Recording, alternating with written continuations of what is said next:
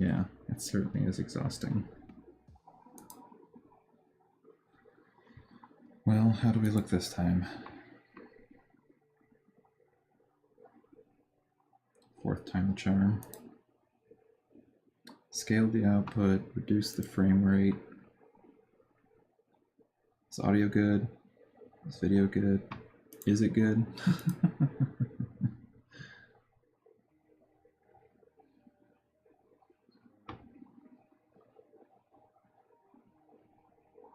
If you can see like Obsidian right here, then yeah, that's fine. But like, this is workable. Hallelujah, jeez.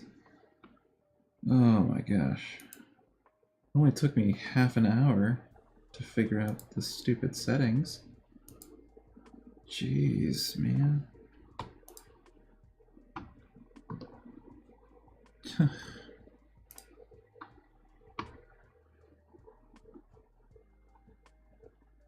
I think it was because OBS was using my video output settings that I do for recording for streaming, even though like I go to the stream settings and I pick something, but apparently the video output in OBS is still being used.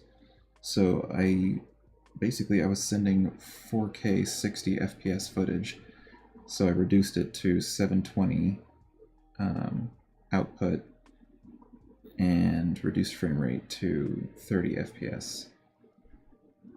And I'm guessing it's working, maybe, hopefully. I only created like 15 live stream things. I need to go delete those now. Just useless troubleshooting.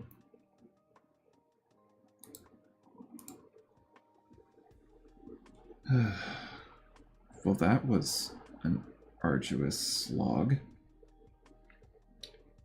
To everyone who decided to stick around, thank you. Because that was a bloody nightmare.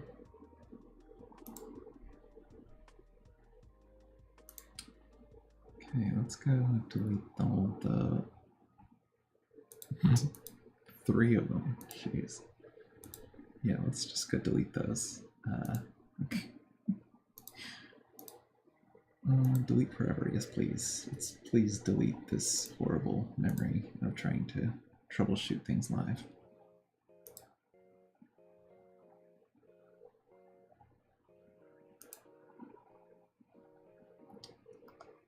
Alright.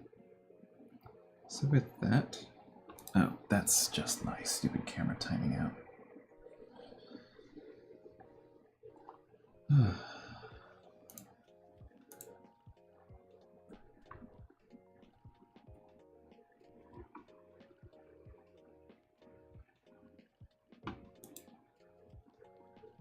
Okay, if this thing doesn't shape up, I don't know if I'll ever be able to live stream.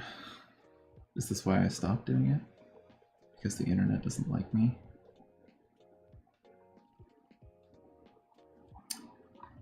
Let's actually try closing the web browser, because I can do stream control from OBS. Hello, Frida.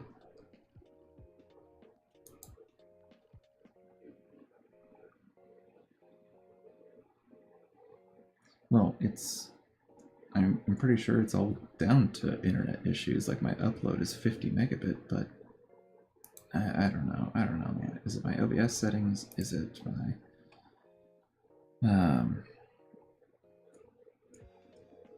is it my internet? I don't know. I might need to use like a separate video client. Maybe it's OBS. I don't know. I don't know. I'm just gonna try closing this web browser.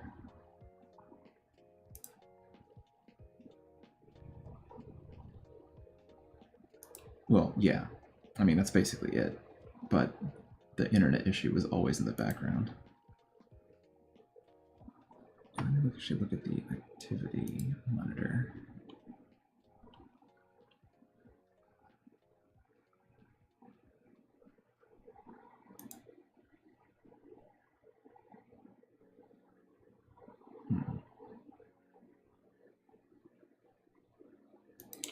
That was unhelpful.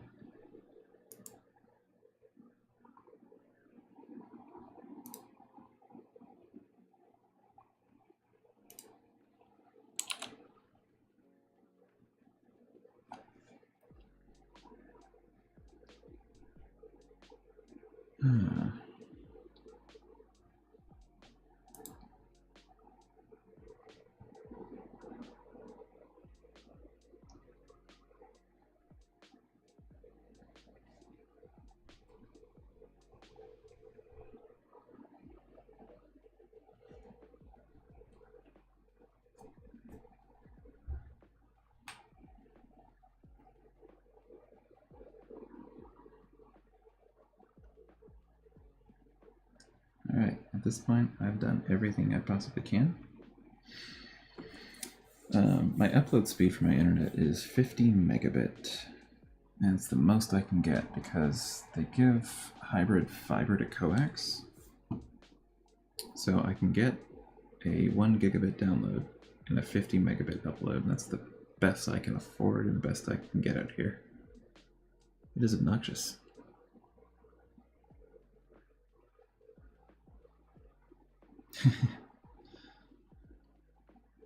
Yeah, I was hoping it wouldn't be quite so bad, but here I am. It's still obnoxious.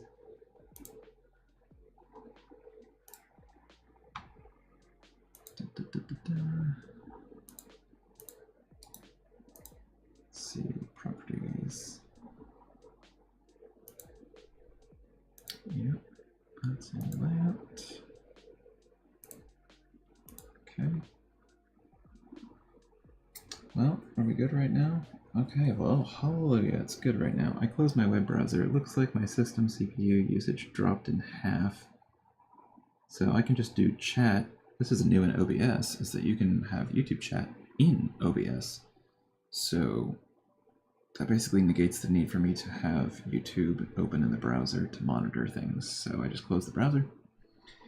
We'll just say, cross fingers, leave it as it is. So, well, 40 minutes into the stream. Welcome, everyone.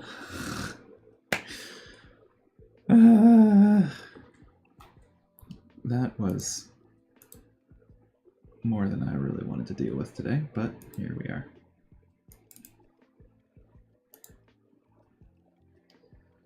How are you all? How are things? What's going on? Hey, Chris.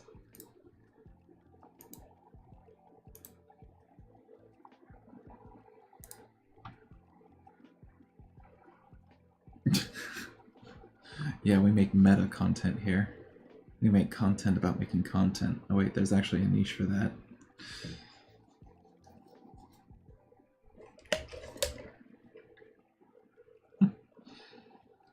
I swear, anytime I try to live stream, something always goes wrong. It's usually the audio, which I'm surprised it wasn't the audio this time. This time it was everything else.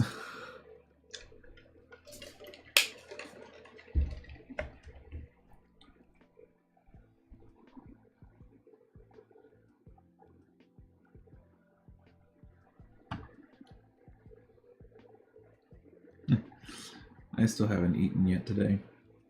It's about 5:40 p.m. now, but that's typical for me. One meal a day.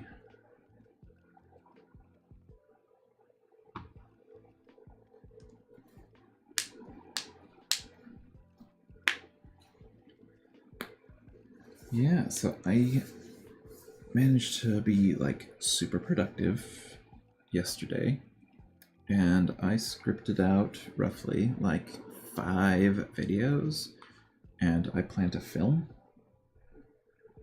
like all day next Saturday. So no promises that I'll have something ready by that Monday, but I'm gonna try and do, like, at least get back into the swing of things and like do batches. So like do a bunch of scripting, do a bunch of filming, and then have a bunch of videos to then sprinkle throughout a period of time. So 1, it doesn't stress me out. 2, I have regular content again. Yeah, so I got 5 prepared, and now that school's nearly over, I am getting a lot of energy back, and it's getting a little bit easier to like actually desire to do all this stuff. Only remember 4 rules of planning. Make the plan, execute, expect the plan to go completely off the rails, throw away the plan. Yeah. You're also forgetting the have an obnoxiously large amounts of meetings talking about the plan and how the plan can go wrong, then do a post-mortem meeting about how the plan went wrong and who you point the finger at, and then ultimately destroy the plan and do it all for shooting from the hip, completely ad hoc, and you basically have a corporate environment. Advice on recent graduates job searching. I am not a good person to ask about that because I was still in my community college when I got my government job. I graduated in my government job, and then I started and I'm finishing my bachelor's degree while in my government job. So I never really had to like struggle to find a job, let alone in a career field, because I was already in the public sector. So, and especially in this market, I'm not going to be like here's my advice. I don't have good advice. It's just like asking boomers how to get a job in today's market. Like, they're so removed from having that experience in today's market that it's completely a different reality. I never really had to do it, and when I did, it was like almost a decade ago, so I'm not really useful for answering that.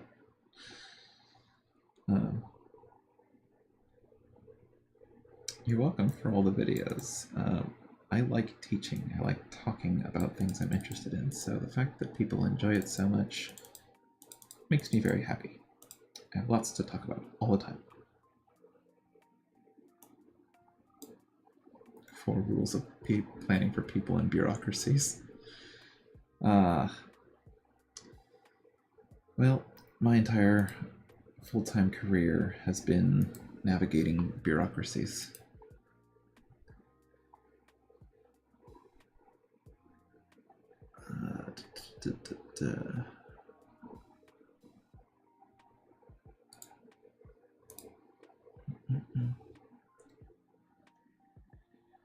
How I've been focusing on just one thing lately. I don't do that. I am nigh incapable of doing that, so I don't do that.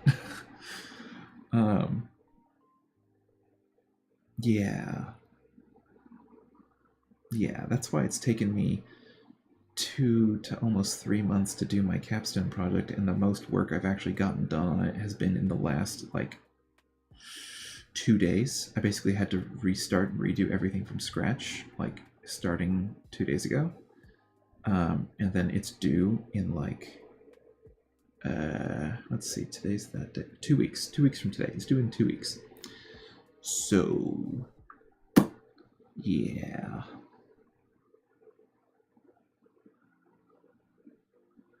Went to the mountain, and I've been coming back with ADHD rules of how to study a single subject for a period of time. No. I am sorry. I am not a mystic monk on the top of a mountain that came down with holy wisdom at all. No. I am a pleb, just the same as you in that regard. If I'm honest, it's really just that I've had so much going on in a variety of different contexts of my life that I have been spread too thin, too stressed out, and too overwhelmed to do much of anything. Do YouTube to an adequate degree, actually attack my degree program, take care of myself. It's been a bloody nightmare, if I'm honest. PDF, EPUB, note-taking programs that export nicely into Obsidian. If you're just editing PDFs to take notes, just use Zotero now. Use the Zotero workflow. Their built-in PDF editor, and extracting those notes is perfectly sufficient. Or there's the Obsidian plugins for, I think it's the Annotate plugin. You can annotate and deal with notes and all that other stuff in Obsidian. It's really, there's so many ways to do it. It's really just... it depends on what you prefer. The EPUBs, though, I'm not sure. I don't think I've actually directly deal with EPUB files like in any other format besides dropping it onto Kindle, because I have a Kindle, and you can load any PDF, EPUB, Mobi file to Kindle. There's like a web URL that you can get to on Amazon to actually drop it onto Kindle, I found recently, which is really useful because then I can actually note take and like highlight things on those files in Kindle, and then I have my Kindle stuff synced to Readwise and Readwise synced to Obsidian. So ultimately I can get my Kindle stuff into Obsidian that way, which I do. I do that, and then I also have because I've been walking so much lately during my workday, overall, on the optimum day, should scheduling issues not get in the way, I walk upwards of like 10 miles a day right now. And so I basically just listen to podcasts the whole time. So I've actually been getting through my podcast queue that has been building up steadily the past few years, because I never feel like I have a perfect situation or time to listen to podcasts. So I've been like destroying my podcast queue and taking notes with Air, which then sync to Readwise and then go to Obsidian. So like now my Readwise extracts are just like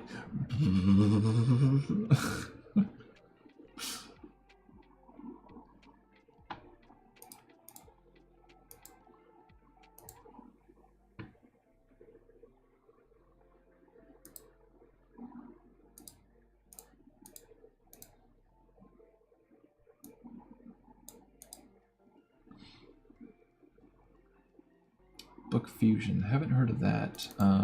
Calibre. I think Calibre is actually a server service that you can run yourself, in which case I do believe that that's on my roadmap to actually set up, because my fiance and I both read a lot more right now, and we do love our Kindles and stuff. So doing the ebooks and ebook management and everything with Calibre looked interesting. I finally finished implementing a financial management service. So there's this self-hosted financial management service, like personal finances, called Firefly.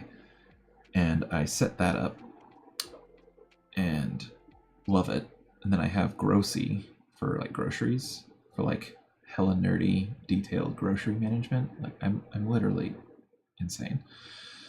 Like this, if there's not a cue that I potentially have autism, it's the fact that I want to optimize and get into the weeds and detail every single thing in my life, organize it, catalog it, keep track of it. It's insane how much I feel the abject urge to do these things. Yeah. Air video I did was helpful. Great. I am happy about that. I don't think any of the content's really been, what's the word? It's still relevant, is what I mean. Because I don't think they changed much of anything. Korea. I'm trying to remember.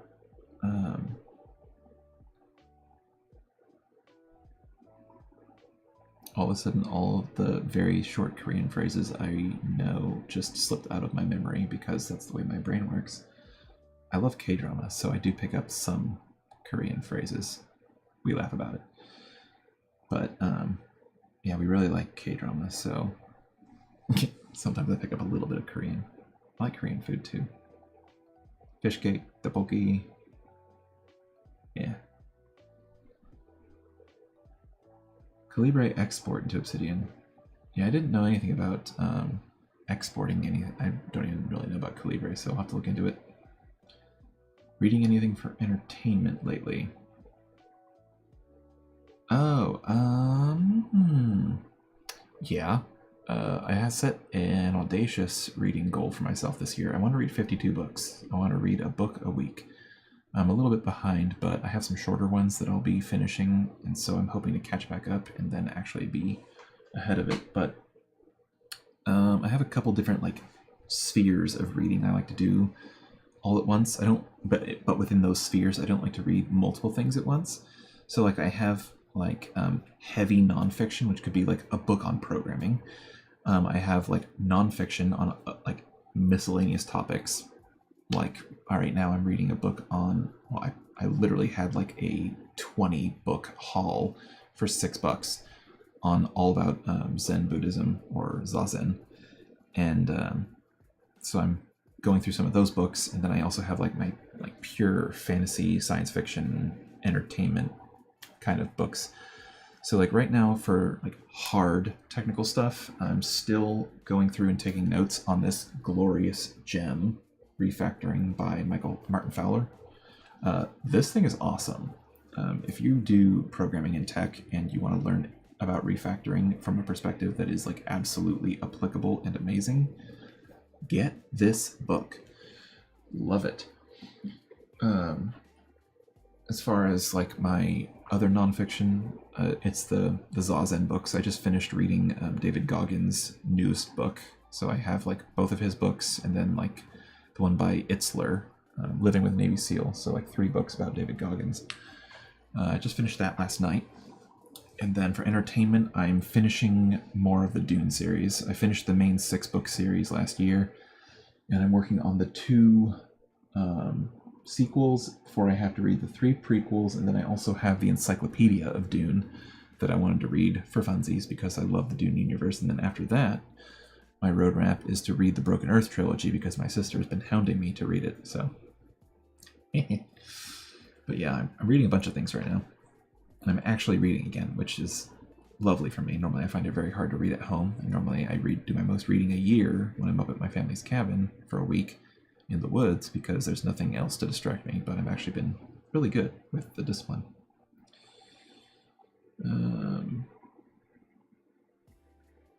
Let's see here. Offer a templating language that's highly customizable. Yeah, Readwise's templates in there. Yeah, that's how I basically have Readwise spit out things into my template format. It's really handy. Firefly, it's Firefly 3. You should be able to find it on GitHub because it's open source software, but just Firefly 3.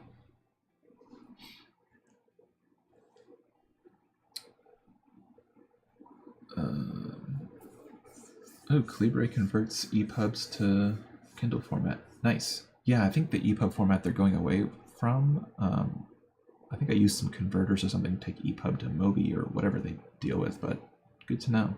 Thanks, Mark. Reader by Readwise, blah, blah, blah, da, da, da. Readwise to Obsidian. Yeah, the Readwise sync is pretty nice. But ultimately, I like to take like what Readwise drops into Obsidian and then like take a copy of it and just make a note out of it, and then basically the Readwise copy for me is just like leftover junk I don't care about anymore. So basically once it drops into Obsidian, I take it and put a copy of it into my main vault, and that's the actual main thing from then on, because if Readwise syncs and updates, sometimes it adds a duplicate entry at the bottom of the note, or I don't know, I haven't tested if it like overwrites anything I add to it. It's just drop it there, let me grab it, move it to the main area, and we're good.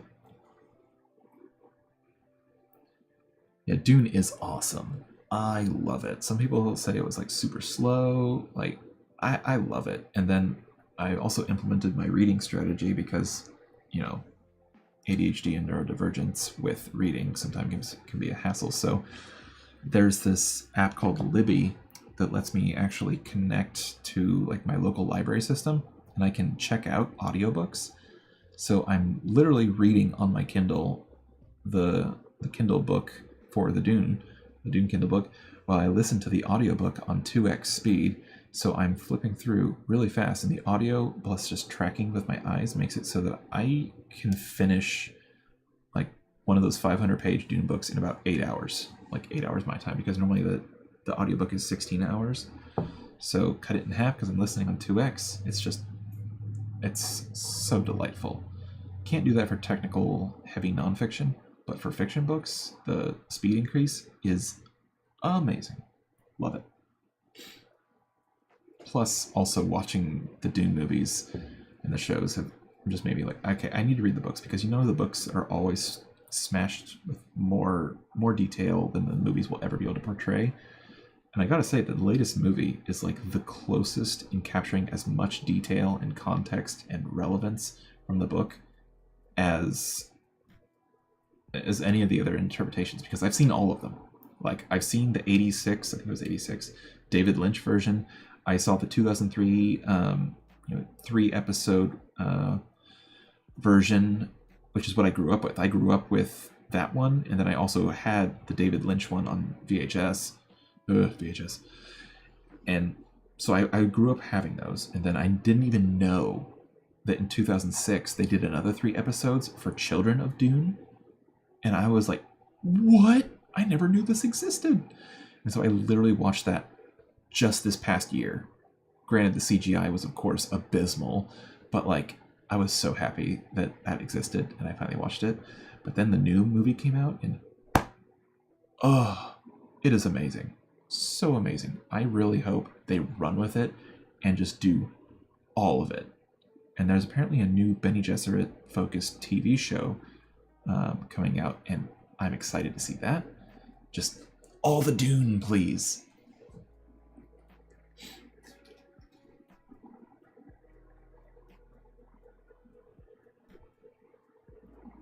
Yeah, the return thing, I don't think I even get dinged for not returning it in time. It's just like, hey, I can take it out for this much time, and then immediately afterwards it's sent back because there might be people waiting in line behind me to read it. So it's also like a good motivator for me, you know, that sense of urgency of, hey, my book's going to go away, I better finish reading it soon. So it's also helpful to actually motivate me to read.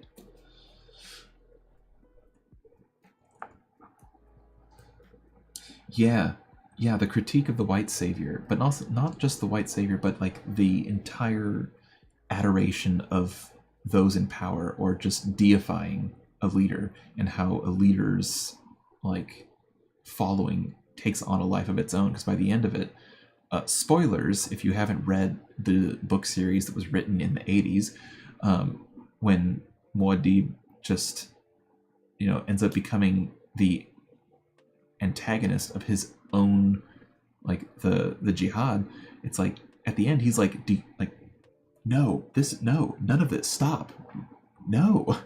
And he literally can't prevent it because of how much he gave into prescience. And so like in the end they end up killing him, and it's just like, guys, this is not going the way that you think it's going in the first book. So, but I really enjoyed the God Emperor of Dune. I really liked that one. And then the whole thing with the Honored Matres got really interesting. And kind of a little slow, but then, okay.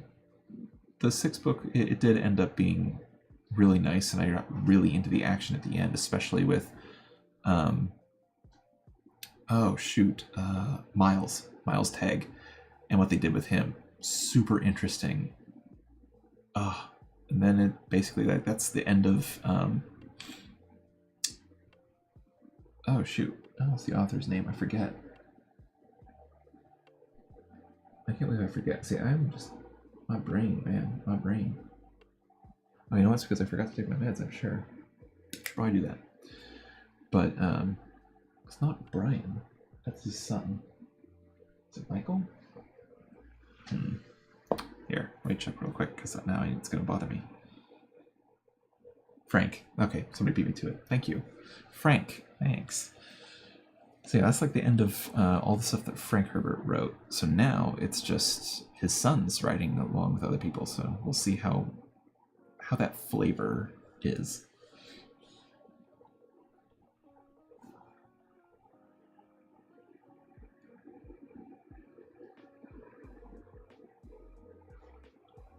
Yeah, the Frida, for the nonfiction too, like what I do is this has saved me for my schooling, is that granted, because I am a remote student, so like my school's in Utah, but I'm in California, and it's just the way it's designed. It's why I went to this school too, WGU, is that I have all my textbooks and the material I need to consume, it's digital. So like I don't have physical books, it's all like digital PDFs and things accessible on the web. And so because I'm on a Mac, I use Text Sniper, and I actually can like take screenshots of the text, and then it does OCR and actually will read me back the text at a higher speed that I can set.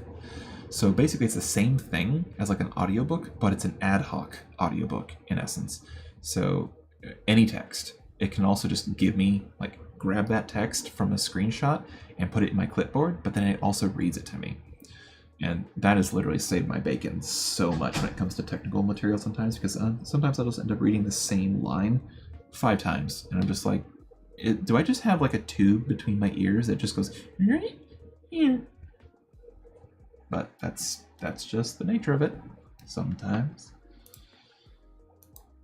And eventually, one day, someday, when I have time, you know, that mystical state of being when you actually have some free time, I do intend to write my own version of Text Sniper for Windows because I could really use it on my Windows work machine. And even the professional accessibility software that my job was able to acquire for me to help with this reading is utter crap. So, like, it just sucks. So let me make my own accessibility software then. I'll just make it from scratch. I'll take care of it then. Yeah, I don't even need that many Python libraries. Just like the ability to take a screenshot, the ability to do OCR, and then the text-to-speech module. So, like, grab a screenshot, analyze text, read text back to you. Shazam. You think something like that would exist on Windows already? Or at least like Text Sniper would branch out to more than just Mac. Either way. I am still an affiliate for Text Sniper, so definitely do that. I might need to update the affiliate links though. I think I'm on a new platform.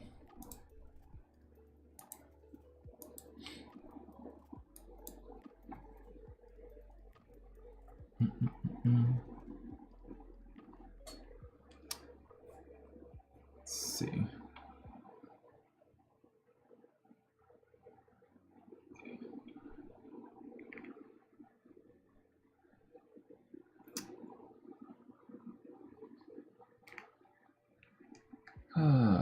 Has my workflow changed much? Yeah, it's, in a way, it's also kind of depressing is that I have been so overwhelmed, overstimulated, busy. I haven't had time not only to do anything much in my vault, but anything like to improve it. So like I am basically, other than some small things where I've had a little bit of scrap of time to try out something shiny and interesting like the DB folder plugin, I've had next to nothing to give to any of this, and so I'm basically the same. I do intend, because again, school is literally almost over, and with that comes a flood of new bandwidth returning to my life. The analogy, I'm just going to say it, the analogy I like to use is coins. So like you have mental coins that you get every morning and you can spend them on what you want to spend them on. And so constantly I say that, like, I don't have any coins left, or this is a high coin activity. So once I finish school, which I'm like that close, I'm going to have all the coins that are mentally occupied by even the idea that just school exists right now. Not even that I have to actively contribute work to it, just it existing. Yeah, it's the spoon theory, and I did hear about that too, but I just prefer coins. It makes so much sense to me. But like once school's over, like I am going to be like retrofitting my entire vault. Like there's so many new plugins and things going on that a lot of this stuff can just be simplified, streamlined, and there's a lot of it that can just be trimmed down. Like a lot of the stuff I set up was to deal with like gaps in systems or just things that weren't very well set up, but things are so much better all the time that a lot of what I had set up is going to be improved. But what I do intend to do, and I guess this is like a surprise, is that I am still going to give away my templates and my template vault that as it currently exists, and I've updated it recently with stuff for the new Zotero workflow. But I'll be updating everything, like retrofitting everything. It's going to be a lot nicer, but not only is it going to be nicer than what I have right now, I'm also going to include like guides, instructions, suggestions on how to use the stuff that I have in there, as well as examples, and basically make it kind of like an encapsulated tutorial. And then that's actually going to be a product that I will then offer to sell. And I'm going to try and see how it works. It depends on what people tell me as feedback, but like buy it once for this price, and then a small ongoing subscription fee. Like, let's just say these are not defined, but let's just say like, hey, you buy once for $8, and then the subscription fee is like $1 a month. And with that dollar comes like anytime I update anything, you get it in full immediately. But any new purchase is like that whole amount. Mostly because, one, it prevents the stronger need of me to do sponsors, even though I don't mind sponsors sometimes. But like, you can see like a lot of my recent content is just sponsored content, because that's one of the few things that was motivating me to actually make videos, was to, you know, deal with the sponsorships, take that money and put it towards the debts and purchases that I make for the business. Mostly it's like server rack stuff. But I upgraded my NAS, which I still haven't implemented yet, and that thing was expensive. So I have a lot to pay off, so that would be helpful for that. But also, I need more than just like what I have going on. And like, I don't think a course is, one, feasible for me, and two, feasible for what this thing is, because just like technology is always changing, it's always updating. And more so for something like this, where it's about a single application, versus like Nick's doing it on like note-taking method agnostic of tool, which was smart, because Obsidian's always changing. So if the content is stale, then it's more and more work over time. And it's not something like a tech YouTuber where it's about like a programming language, which you could just make an update video based on the new language release, but the language itself basically stays the same. So I don't think a course is a good idea, and there's some out there already, and nothing is really up to the standard that I would hold myself to, and I'm not going to stress myself out trying to make it. So I'm not going to do a course. I give away this crap for free on YouTube. I don't mind that. I get nice ad revenue from that. And then people who donate and support the channel are, love you, thank you so much, thank you. They make it also really feasible, but then also having like a product to sell would also just be so much easier to like improve that. Yeah, welcome back to Bryan's streams. I ramble a lot. Let's look back at chat. Still use Morgan? Yes, every day. Love it. Love from Germany. Oh, Dankeschön. No, why did I say thank you? Guten Morgen, aber... That's also... Guten Morgen, Eller. Guten Morgen, Eller. Guten Abend. Eller. Ist es Nacht? I don't even know how to say is it night there. Good time frame. Hello. Todoist has been a game changer. Right?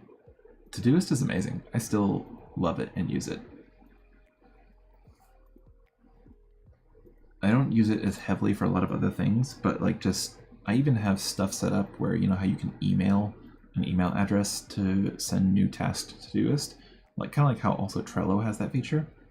I do that with my database. So my database, I use Microsoft SQL Server, and I can actually have it send emails. And so I have it send emails to the email address for Todoist. So I completely circumvent the need to actually do API coding in this instance, because I don't need a lot of functionality for that. It's just like sometimes send a reminder, and then I can have it add a tag that's saying, hey, it's from SQL. So I can send myself tasks on a recurring basis should a condition in my database be met.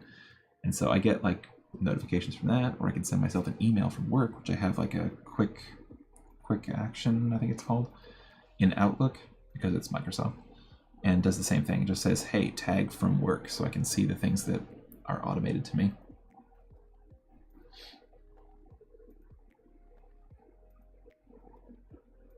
Yeah, I love Todoist. I still love Todoist. My affiliate link for them is definitely still good. That's in the video I made for it. Check that out for that affiliate link. That helps me out too, but only if you sign up for like a plan, which I pay. I don't pay for a big plan. I pay like a $4 plan because it's everything I need. But I love Todoist. I use it every day. I love Morgan. I use it every day. Yeah, if I had to pay, actually I do have to pay for Morgan now. I think I got like a year free. I think I'm doing an interview with them on the 12th. So there's going to be some piece of content about ADHD that they're interviewing me about on that time frame. I just booked it today. Love that team. Love the CEO, David. They are awesome. Love that. Love Morgan. Yeah. Omar asks the best questions. Omar, you the MVP. Just keep things rolling all the time.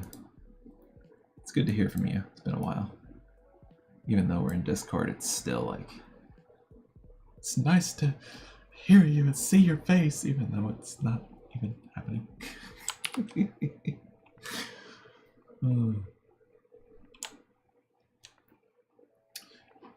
Yeah, this morning I was taking notes on Zen Buddhism, or at least I think some of the stuff is still like the same as vanilla Buddhism. So I was looking at like, you know, the Four Noble Truths, the Eightfold Path, the 5 Precepts, and all this stuff. It's interesting. I've been doing Zen meditation, and there's this like local, I'm not sure if you'd call it a temple or just like a group, but it's like actual Zen monks, I think, in my general, it's in my county at least, but they have these like hybrid in-person and online morning meditations, and it's like perfectly timed, like once a week, that I get up at the same time I get up. It's perfectly timed for this, and they have like an hour and a half of like meditation and other stuff that they do. So I just Thursdays I'm just going to that now. It's pretty nice, but I've been trying to meditate more, and it's been super nice and helpful. Do I still use Anki at all? Every day? Better way to integrate it with Obsidian. I honestly just don't like the Anki and Obsidian integration. I just don't see a need for it, and there's not too many things that I really feel the need to memorize in Anki anymore. I still do the cards I have in there, but it's kind of just out of habit, which isn't a bad habit to have. I might use it more, especially with when I can eventually get more coins back from school, get those back. I want to dive back into my Norwegian studying. I got like 7, 8 books I'm looking at right now, all about Norwegian, and I really want to become fluent in bokmål. Jeg elsker norsk språk, and I want to be fluent in it. I enjoyed my time in Norway, and I want to be able to go back and actually be fluent and talk to people in Norway purely in Norwegian, like the whole time. That'd be awesome.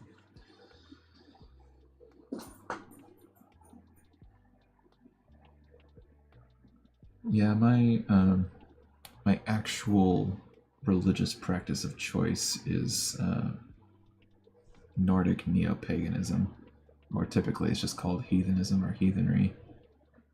But North American heathenry, if I had to be specific, because I guess there actually is a distinction between that and like the European heathenry scene, or at least there's like people don't want to be considered the same. I don't know. But yeah, hence all the tattoos. Yeah. FYI, I am not a white supremacist at all. Though when I did work in the prison system, those guys really did think that I was even going to associate a conversation with them. Absolutely not. No. It is the opposite of what I stand for. But Zen Buddhism isn't necessarily, according to my current understanding and minimal reading on the matter, isn't really like coming from the religious perspective. It's more about the what's the word? Secular, just practices of like meditation, I guess. So I'm reading I got like 20 books on the matter, so I guess I'll be learning more about it, and I'll find out. Oh yes, please pop that article into Discord. I'd love to look at it. Epicureanism. That sounds familiar. I need to know what that is. Unless you beat me to chat again. Epicureanism.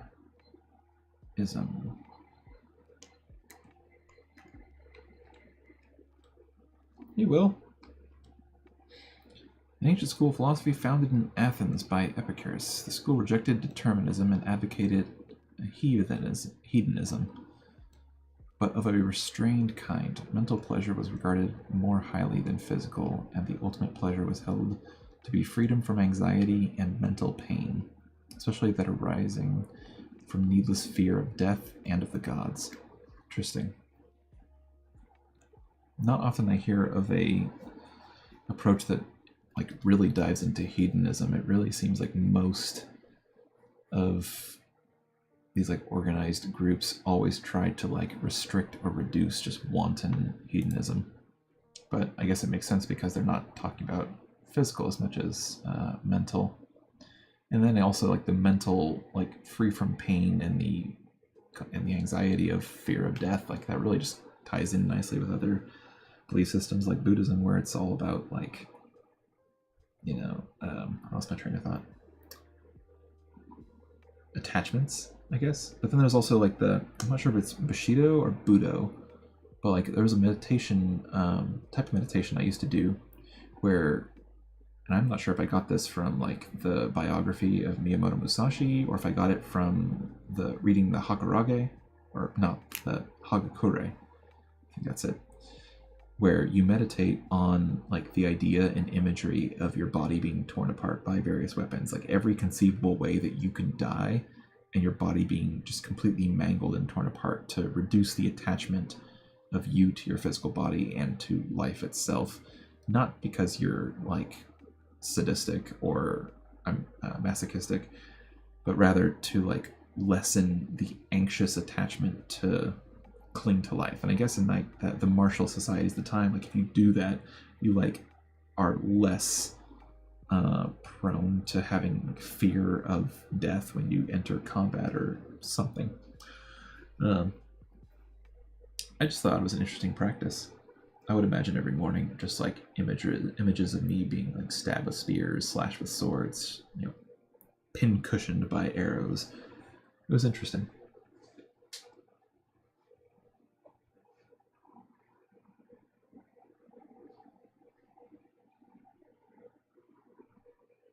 Yeah, the framing of it as moral philosophy, yeah, for Buddhism itself, well, I was specifically mentioning Zen Buddhism, which I'm guessing is a particularly distinct flavor of it, where like, again, caveat, basic understanding, minimal research, more to be done.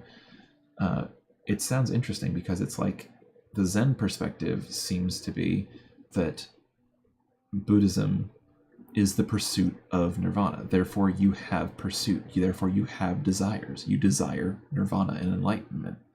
Whereas Zen is simply just zazen, sitting meditation. Sit there, stare at a wall, do nothing. But be there, be attentive, be aware. So like it's actually been really interesting because normally I'd struggle like to actually focus on meditation, focus on the breath, in, out, calming. But then listening to like the sound of like a stream or something in headphones, but then noise canceling headphones because I want to be able to focus on this act. But instead, like Zazen is just literally just sit there and be awareness.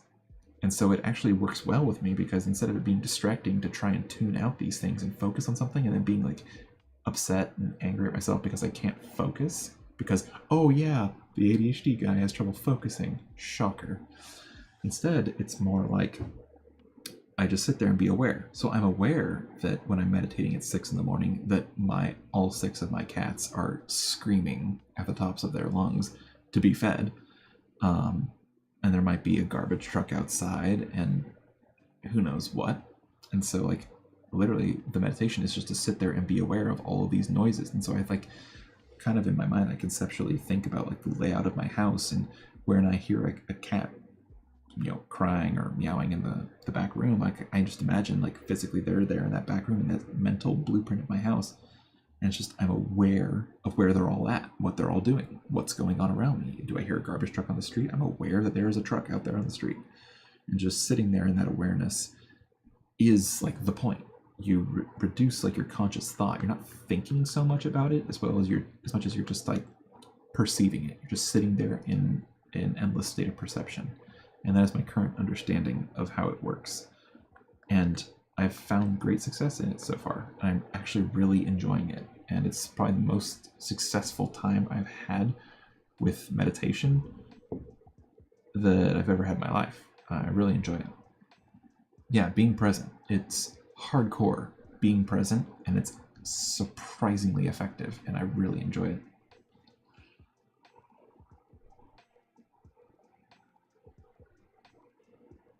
Yeah, I don't wear headphones as much when I'm working these days, mostly because I'm working from home, so I don't have a lot to tune out anymore. I don't work in an office anymore. I'm full-time remote, so like this is my office. Working from home and controlling your environment is really handy for me. And so one thing I do sometimes do when I really need to focus, I've been trying out after listening to a Frank Huberman podcast of having my headphones on, but listening to binaural beats. Is it binaural? Binaural beats? 40 megahertz binaural beats. And I haven't really like done any like data collection to actually quantify how effective it might be. But if we talk from a placebo perspective, or just general anecdote, I'd say it's kind of effective. But jury's out on that one.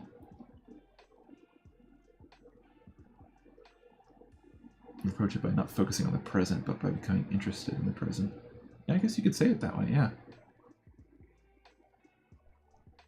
Vipassana. What is that?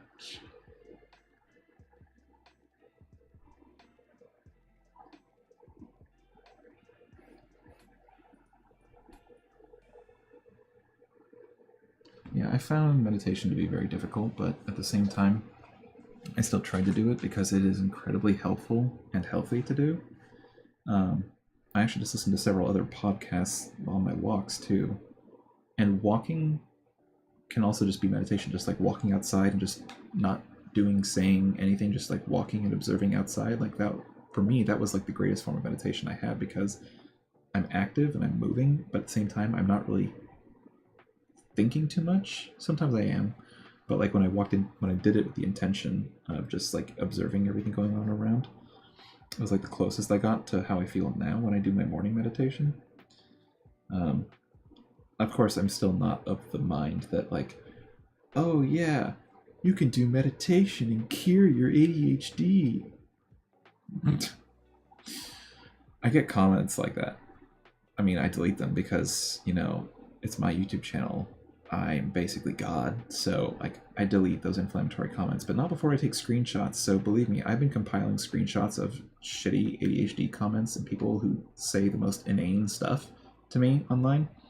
And I'll be making a video talking about these comments because I think I have enough now. So that's one of the scripted videos, is talking about like these inane comments I get about ADHD. Like, you could just fix it by doing this.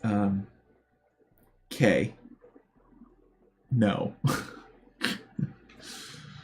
Did How to Take Smart Notes change the way you take notes while reading books? Yes. It sparked basically this YouTube channel. At least like all the stuff I started making after that point. Like if you look at my early channel, it's all Linux stuff and like tech things. And believe me, tech is coming. Again, when the coins return, server rack. I will be talking about this more and in detail. But also, like, I have my Linux machine here. I want to build it from scratch again. I just haven't had time or coins. But I do still love Linux and want to build a custom Arch Linux machine. So that, but yeah, you read it while in the mountains and took analog notes on it, which you later rewrote as digital notes. Yeah, I mean, that's just because that's where I read it. I read it at my family's cabin because I was able to read it there. The only reason I took physical notes was because I was away from technology. I mean, last couple times I went up to my family's cabin, I straight up just brought my laptop so that I could type up notes directly in Obsidian because, hey, offline, instead of having to transcribe, but literally just because I was there I didn't have my computer or a method to take notes. So yeah, but that's the only reason I took physical notes.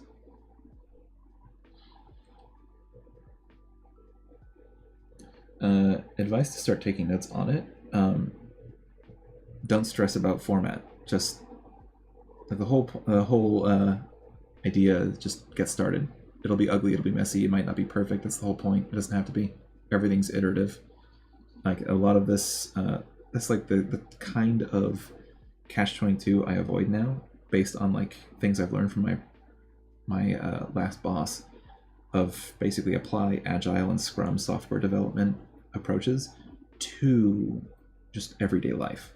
So like the MVP is the minimum amount of like work and development that needs to go into something for it to be functional. Like if I want to make an app that I can like type in some my workouts into, what does it need to do? Not just like what should a finished app be, but like what is the absolute minimum amount of stuff it needs to be able to do for it to be releasable, so that I need to actually now use it. And that could be just, you know, present a field, receive a value, place that value into the database. Period. That's it. No GUI, no other options, no features, just the minimum. Do that. That's the minimum. Make it. Release the minimum. Then everything is iterative. Iteratively look at it, use it, dog fooding, use your own tool, get feedback, implement feedback. Minimum. What's the minimum amount of work you need to do to implement the feature that you just wanted to add? Implement it. Done. Next iteration. And that's it. Just constantly do that over and over and over again. And that's basically what I try to do now with my life. I don't worry about being imperfect on things, which was a heavy factor for me to start something. Starting hobbies, starting anything. Because I like my typical tendency, oh, I want to start this new craft hobby. I need to buy all the supplies, all the materials, everything I need to do to be successful with this hobby before I can even begin to touch it. It doesn't work well. Sometimes you might just find out, I don't like this hobby after all, actually, in doing it. And then you have all this stuff you just bought. ADHD tax. So just take notes. Just take them. Doesn't matter what they look like. You can always reread the book after you develop a better system. But you don't have to be perfect to start. Shouldn't be perfect to start. Morning walks as well for vitamin D. Yep, I'm walking like 10 miles a day now. And then I take vitamin D supplements too right at the moment.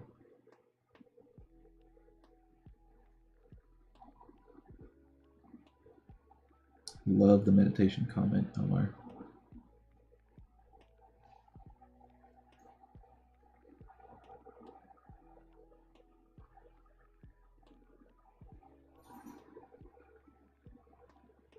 Do I have a moment to talk about our Lord and Savior, ChatGPT? Yeah, I like ChatGPT. I've done some things where I actually ask it for like, hey, show me a sample Docker Compose file for this service, and it actually spits out some useful stuff. Or like I had to give like a small little presentation about APIs to my team at work, and so I'm like, hey, give me a couple bullet points, a couple bullet talking points about APIs and MuleSoft, and it did. It totally gave me like a like bam, like it's super nice. I think it's awesome.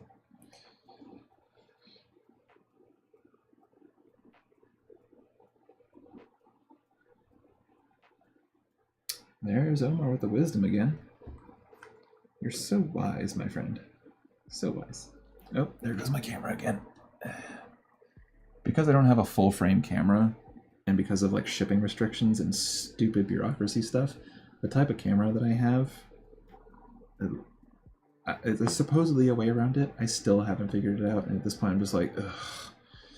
But it literally will shut off the feed after 30 minutes. So I have to like prod the focus button for it to turn back on. That's why it keeps going off. It's obnoxious, but hey, it is what it is.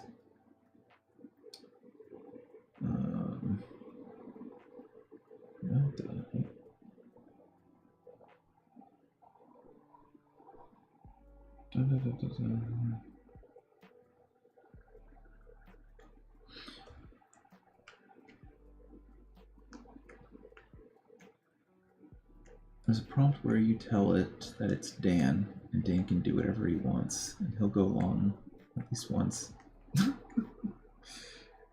Interesting. So people screwing with AI.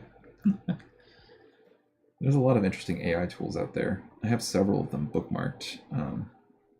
I do actually really rather like Otter AI. I just don't want to pay for it, and I don't really have a strong implementation use case for it, but I do think it's really cool. A lot of these AI tools are really, really interesting and useful. Of course, all of the stuff with art and artists and the training sets not being like technically legal in a way is very much concerning with things like, was it Midjourney or something? Yeah, that's concerning. So like I'm wary about using and doing things with that. But other AI tools I really enjoy. First things humans do after inventing something and using it for its intended purpose is to immediately start. Yeah. We call that the QA department.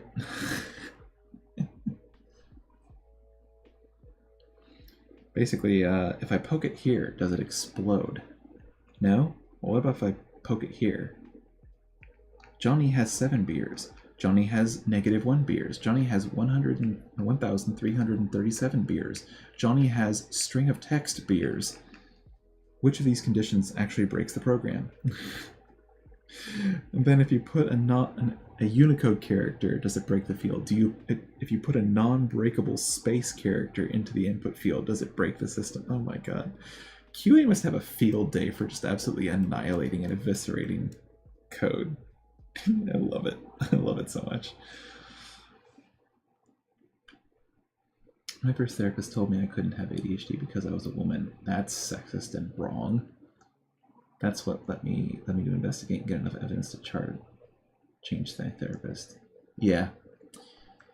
The healthcare system is vastly and overwhelmingly depressing, especially in the US. I've been fighting to get like autism testing, and at first I'm like, hi Kaiser, my medical provider. Hi Kaiser, I would like testing for this. No. Excuse me? I pay insurance. I have government insurance, so my insurance is really good. Why the hell not? Oh, you need to be actively in treatment. Oh wait, no. Before actually getting that answer, it was just no. So I decided to, okay, well, let's file a grievance then for you refusing me care that I'm requesting. So that went up to the government agency that oversees all of these health plans. Kaiser's great with medical, so I hear, but absolutely abysmal with mental health care, and I think they're practically infamous for this at this point. I see why.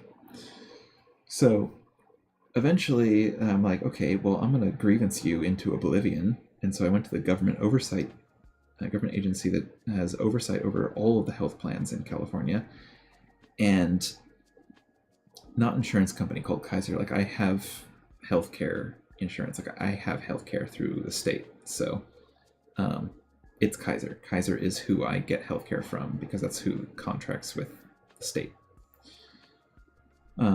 So they would basically, the grievance I filed was like at the level 2. So I basically just circumvented the entire system and just went to the highest level. I'm like, hi, I'm upset.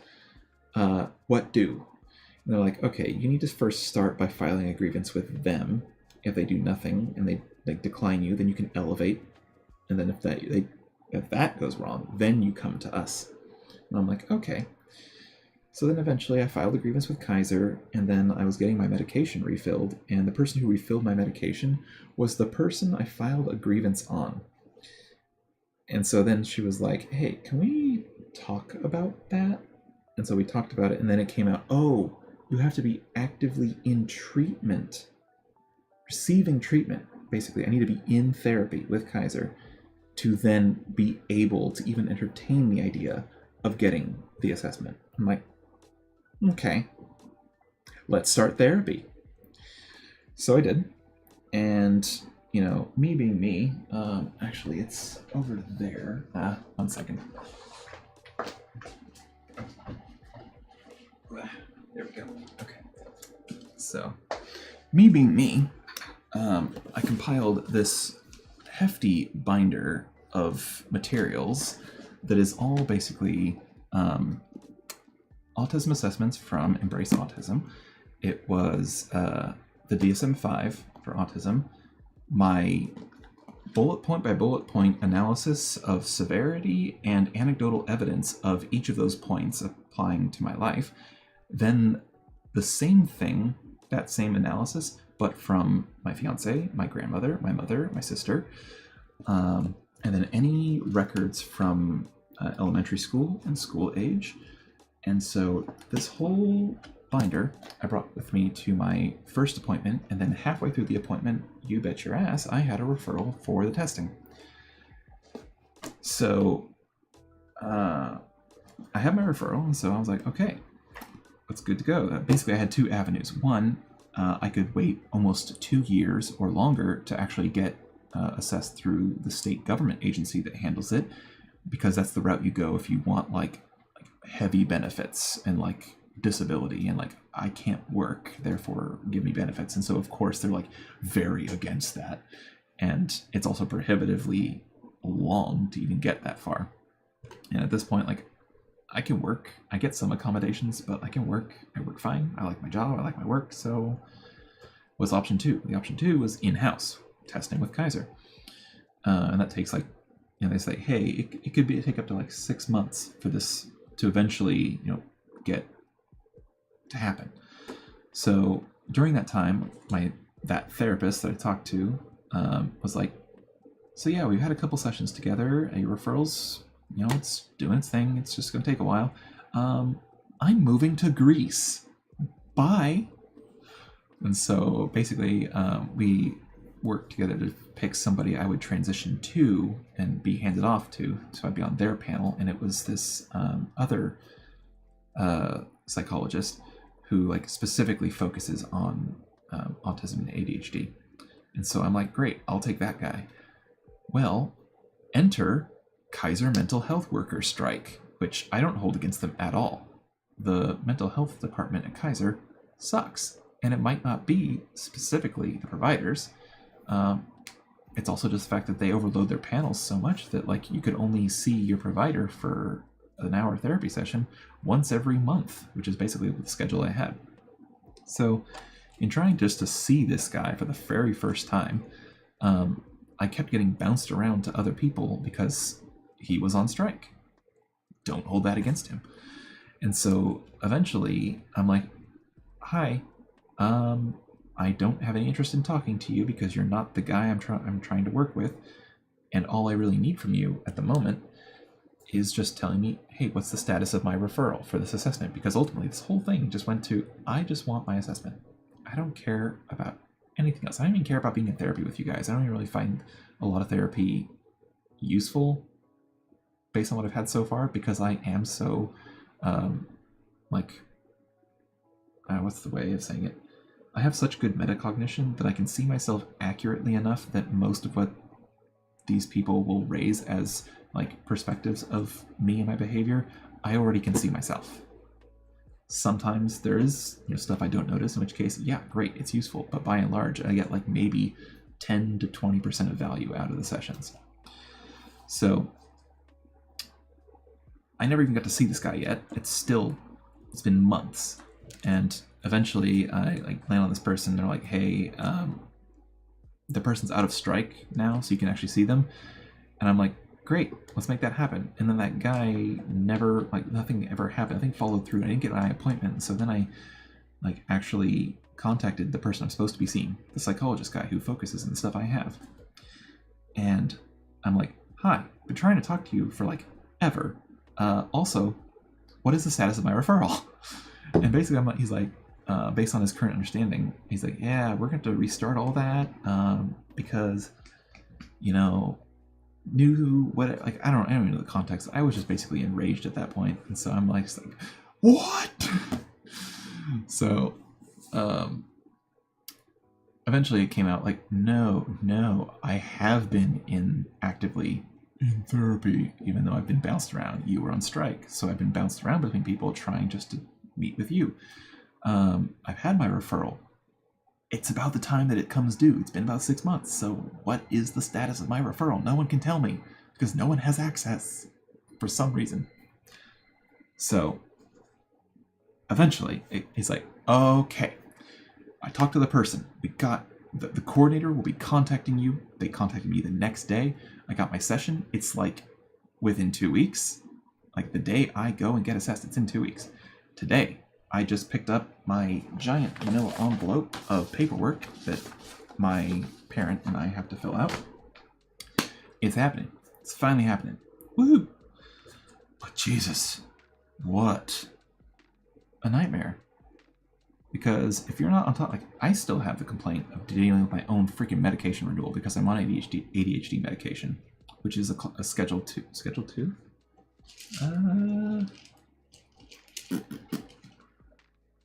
Hold, please. I need to figure out what is this. Is this Schedule 2?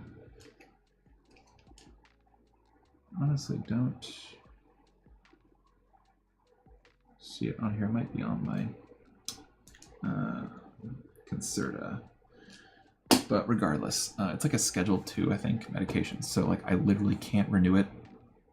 Like I can't have it delivered to me. I have to go pick it up in person. I need to, it can't be, if I have a certain number of pills left, I have to wait until I'm almost out of them to request more, to go pick it up, to hopefully time it right, so that I might even have a gap in the administration. And it's like, y'all, do you really think I'm going to try and hawk like 5 pills? Like, I have 5 left. I'm trying to renew so that I can pick it up and not have a lapse in my like administration. And all these steps, the logistics of picking it up is so prohibitive to somebody who has trouble with executive function that it's literally just like, do you not understand what I'm taking this for? The condition that I'm taking this for literally makes it hard for me to come and get this to then take it for the condition that I have. So, yeah, I have gripes about the healthcare system. Yeah, that was a long tangent. Let's check up on chat. Let's see. Kaiser's the worst. Yeah. Insurance company called Kaiser? No. Kaiser Permanente is the health plan, healthcare provider. Autism diagnosis first, and then ADHD. Yeah. I mean, they're both basically comorbid. I haven't read the paper, but I'm pretty sure I have it ready to read. But there's a paper that says you are statistically more likely to have both of the conditions than you are to have one of them in isolation. So it is more statistically likely for you to have both ADHD and autism than it is for you to just have autism or just have ADHD. So another strong impetus for me to go and get tested is that I was diagnosed with ADHD at like 16, and that was only just to get the formal diagnosis. Like, it was obvious that I had it before then. My dad was diagnosed too. They wanted you to be getting treatment for the thing you wanted testing for. Yeah, it was dumb. Like, why can't you just give me the service that I'm requesting? It needs to be part of your treatment plan. Okay. And then also the excuse of it's not medically indicated that it's necessary for you to have this assessment. Like, medically indicated, I brought you a binder full of evidence indicating why it might actually be a likelihood, in which case the knowledge of whether this is true or not could fundamentally impact and reshape several aspects of my entire life and my perception of my existence.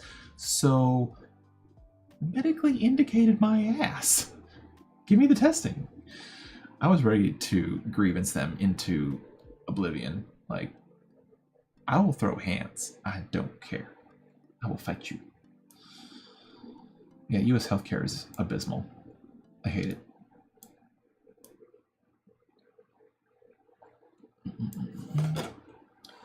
They knew you had it as soon as they saw the binder. Guilty! Guilty as charged. Yeah. And so when I was on the phone with the coordinator. They're like, yeah, come pick up this documentation at the office, fill it out, bring it to the appointment. And I'm like, I also have this binder. And describe what was in it. And like, she's like, yeah, bring that too. Like, yep. The binder does not have internal links.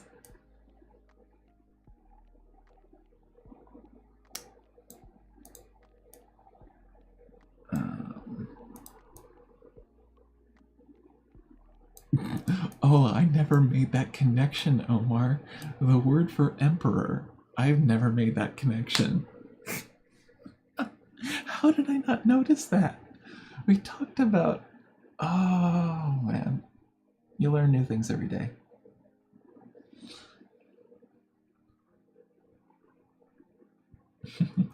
A lot of people are finding out that they have autism because of the TikTok algorithm, which, I mean, let's just say, the TikTok algorithm is insane. Like, it is strong. I've never interacted with anything that has such a solid algorithm for suggesting content. Yeah, my TikTok is just basically nonstop, like recipes, autism, ADHD stuff, cats, and like art, music stuff. Like, yeah, your For You page is For You. It's nuts. TikTok is the dopamine slot machine, and boy, do you lose time to it. But oh my god, I love TikTok. I don't post much of anything on there, but like consuming TikTok, it's a guilty pleasure. Yeah, mental health treatment in general is just so bad. And even if you can get care, it's like so many of the people who work in that field, in that industry, are just so behind on current research and changes in things. Because like any field, it's constantly developing. So it's like, you'd think you'd stay on top of the research in your field, but they don't. And it's like, y'all, or even people who are like, they're just throwing out autism diagnoses these days. It's just crazy. It's like, do you know how much of a change has happened in the last few decades about how like the awareness of autism has grown so that people understand more about it? Like when they say spectrum, it's not severely autistic or you're okay passing for normalcy. It's not, you know, high functioning, low functioning. Like that's not a spectrum, that's a gradient. Like a spectrum is like a radial chart where you have various aspects, like a lot of issues with executive function, not so many issues with socializing, a lot of issues with taking care of yourself, or like whatever. Like even just the definition of what a spectrum is apparently confusing to people. But like the awareness of what it is, how much it impacts things, the actual like indicators of it have fundamentally changed so much in the past few decades that it's not that they're handing these things out more, it's that more people are getting properly diagnosed.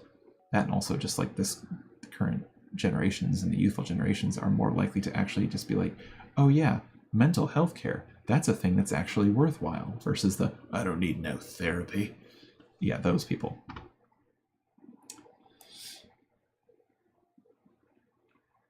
High functioning. Yeah. High function is basically red flag at this point. It's low and high support needs. Like, to say high and low functioning is almost like discriminatory. Like, do you have the ability to do certain things? Maybe. Like high functioning, low functioning to me implies that the basis of value for the individual is how much they are able to contribute to economic output and basically our late stage capitalist society, versus low and high support needs, which is to live a good quality of life.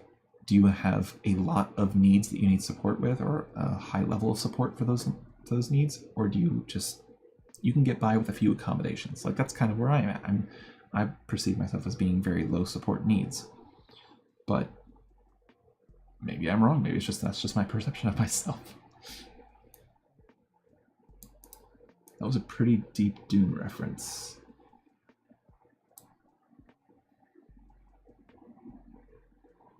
Oh, the God Emperor. Yeah, the assessment will happen soon. It'll be interesting. It's at least 4 hours, if not multiple 4-hour sessions, so that'll be really interesting. Schedule 2 for sure. Yeah, that's what I thought. I'm on Concerta and Ritalin, so basically methylphenidate. So yeah, Schedule 2.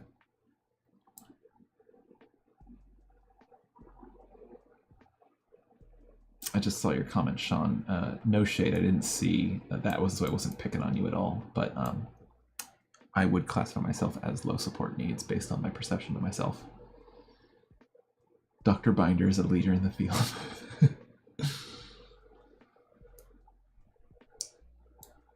Yeah, it's hard to get sucked out of, to remove myself from the TikTok algorithm, which is why sometimes my fiance is really helpful with that. She'll be like, weren't you supposed to do things? And I'm like, ah, yes, your question has broken me out of my doom scrolling. Thank you. She's heavily involved in food and book talk, so. Yeah, the diagnosis rate for ADHD and autism in women has been skyrocketing, and it's good because they are severely underdiagnosed, especially because a lot of the diagnosis criteria was based off of original sample groups for basically young white privileged males, which is, I believe, still what the testing criteria was oriented on. So that's already discriminatory against BIPOC females. It's just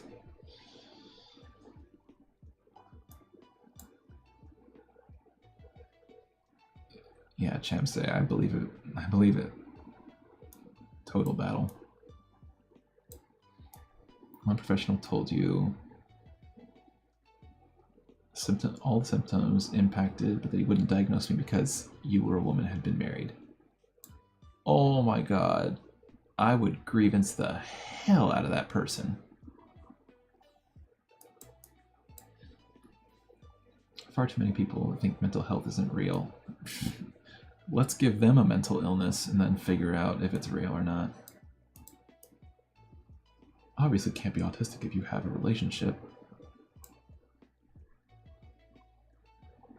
Okay.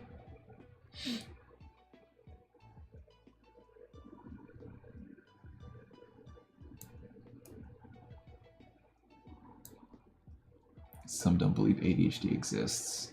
Some that it's only for children. No, you're all good. I don't care about wall text. You are on the money. That is so dumb. Like, not only is it obvious in so many ways, but even like clinically, there are chemical and physical differences in the neurodivergent brain that indicate that somebody is, having of said condition, ADHD, autism. Like there are not only chemical but physical differences in the structure and operation of the brain. But also, like, shocking to me is like having autism doesn't just affect your brain. It literally affects other parts of your body, like from your connective tissue. This is also still is your brain, but like your coordination, little weird behaviors, like all the stuff on TikTok that I get sent for autism. It's just like, yeah. Like T-Rex arms. I laugh because I'm like, that's so, like, it's funny, it's childish, but like, oh shit, I actually do that. I'll stand there and I'll just be like, oh wait, I actually do that. Oh my god, it's not just like, oh, it's cutesy. Like, oh yeah, I fit the trend too. Like, no, I've been doing that for years. Before I was on social media. So it's like, oh, okay, this is so much more impactful than I actually believed it to be. Let's just analyze how much of my life is presentation of a disorder and how much of it is actually my personality.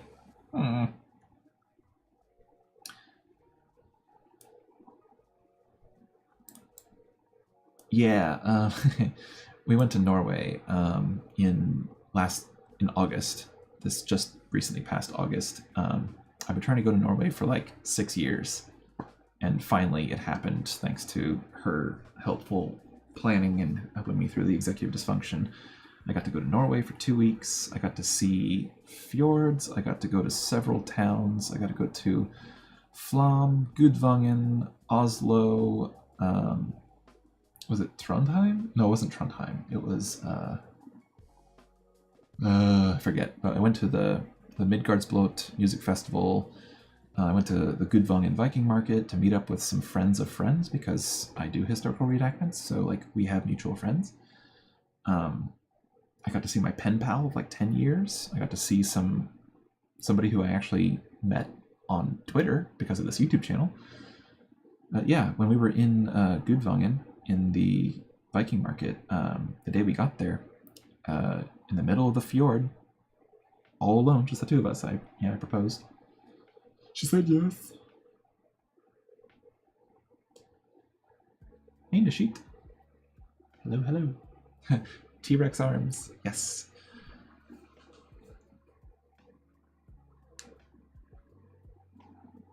Yeah, I'm learning all kinds of things. Our presentations that I did not realize were actual presentations. So it's like, okay, let's reevaluate my life. How much of my personality is actually my personality? And how much of it is just the ADHD-ness?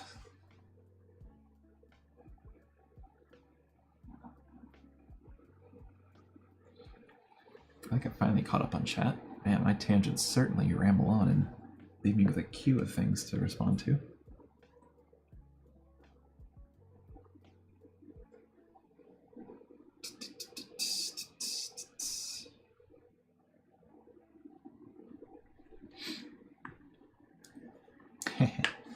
Thanks.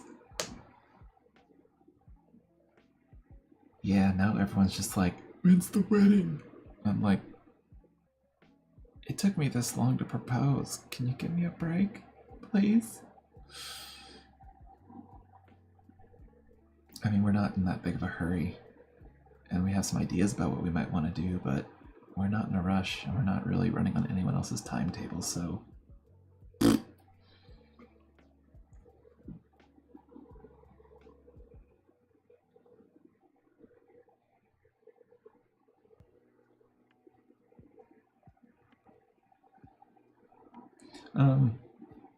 Yeah, I mean, we buy so many books. We have this like book place near us called the Book Den that proceeds actually support the local library system, but it's like they have a front store where they sell books, like a used bookstore, but like hella cheap. And they have a back store, which is just a warehouse. It's like paperbacks, $1.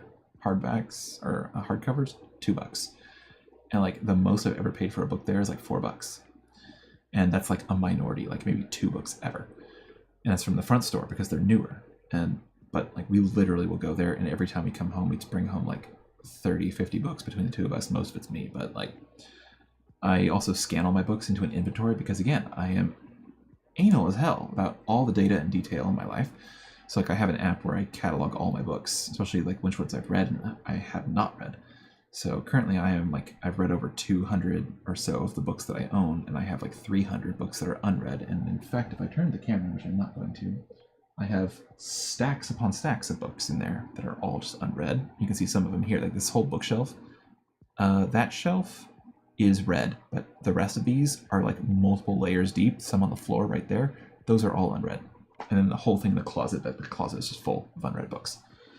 So we buy a lot of books. We are very into books. We love books. In fact, when I get the server rack out into the garage after I finish the garage, this whole back wall is just going to be bookshelves. So yes, I know what book genres she likes to read. At this point, it's mostly like true crime, but more so lately it's like fantasy, fiction, story type stuff. But she does want to read the Dune books eventually, and then my sister has been pushing us to read the Broken Earth trilogy, so I bought the physicals and the Kindle books because I buy things on Amazon, and then I just say, hey, delay the shipment so I can get those digital rewards, and then I ended up getting enough to like buy several Kindle books, so I just do that strategy.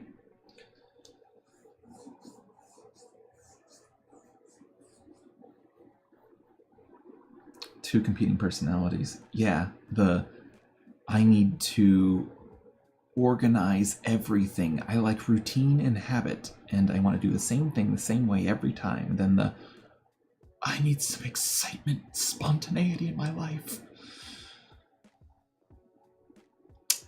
I think I'm probably more likely autistic more so than ADHD, just based on like seeing the different portions of the disorders and like which one, like sure there's overlap, but like the actual presentations that I identified more with are straight up autism. Like the classifications of ADHD, like inattentive, hyperactive, and combination, I don't really feel like I fit into any of those really well. Like I'm not really inattentive, but I'm also not super hyperactive. So a combination of the two things that I'm not really, So it's interesting. It's a cocktail of fun in my brain. At least it's documented that I have an ADHD diagnosis in my chart, so they're not like unaware of that. Red stickers on the unread books, or on the read books. Nice. Yeah, I basically just physically cordon them off. Like I have my bookshelf out in the living room is only books that I've finished reading, and then the ones in here, like the red shelf is just for tech books, like programming. Everything else in here is unread. My fiance has good taste. I'll tell her you said that. Been getting back into more reading, romantic comedies, romances. Yeah, I have, just like anything, I have pretty eclectic taste. I like reading books on tech and programming. I like reading, more of the mainstream nonfiction books like Atomic Habits or 7 Habits of Highly Effective People, or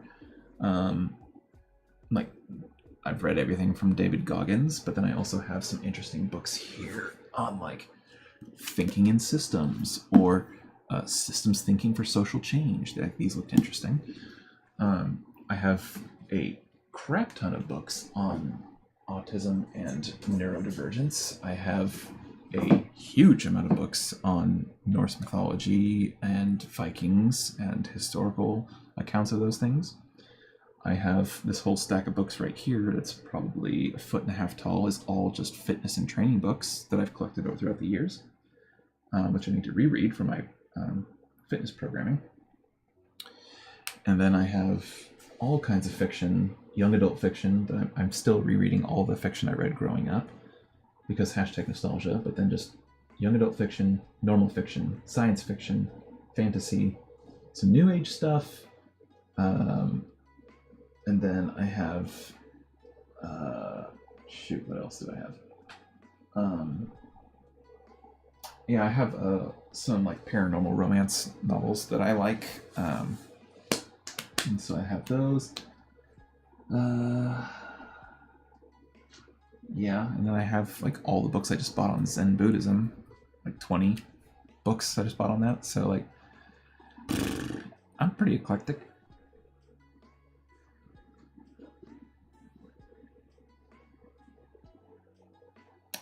Wondering how getting diagnosed with autism helps.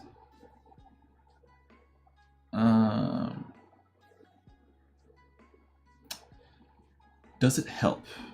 It can, sometimes, in some ways. A lot of these things are really nebulous. Like, can it help? Sure. How can it help? A lot of ways. It depends on the context of what you're trying to ask, if it can help or not. But also, could it help you? It's a giant nebulous ball of several conjoined "it depends" statements. But, like, why do I want it? One, I want it because it does give that level of officialness when I actually ask for accommodations or, grace. Like, give me some slack. There is more going on here than meets the eye. It adds a level of legitimacy to that, especially when I'm trying to seek formal accommodations and like support at work. But also, I'm just not comfortable personally self-diagnosing and then actually confidently putting it out there saying, I have this, and that being driven from self-diagnosis. That's not to say I think less of other people who do that, or that I think that is invalid. It is that I personally am not comfortable identifying with that statement without a formal diagnosis. So I wanted one so I could definitively say that I have done so much due diligence. I have gotten a formal thumbs up, and it's in there. It's in the chart. I have it. Therefore, I can actually speak from a place of authority. I'm not just saying, according to my own personal belief of myself, that I have it. Like, I have it. Therefore, I can talk about it confidently. So there's a level of legitimacy that I wanted for my own personal desire to get a formal diagnosis. But given so many constraining factors of one, like what I mentioned earlier, being a female or BIPOC and trying to get diagnosis is already hard enough based on the standards of testing that they built off of the original sample, and the discrimination for that, the other discrimination of those protected groups in general, the healthcare system in general, either it being inaccessible, impossible to navigate, or prohibitively expensive to seek outside or even within.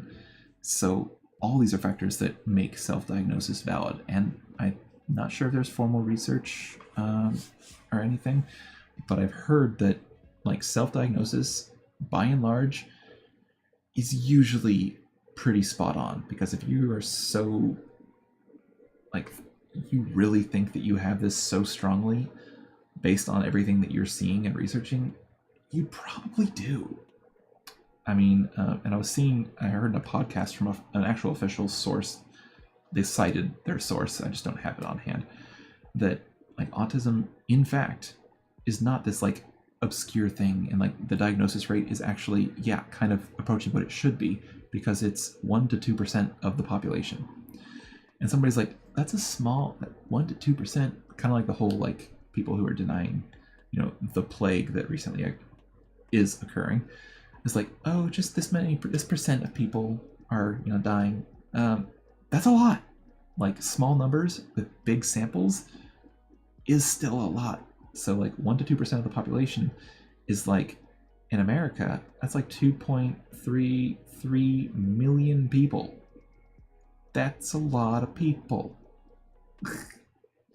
So, ramble, tangent. Hopefully that answered the question.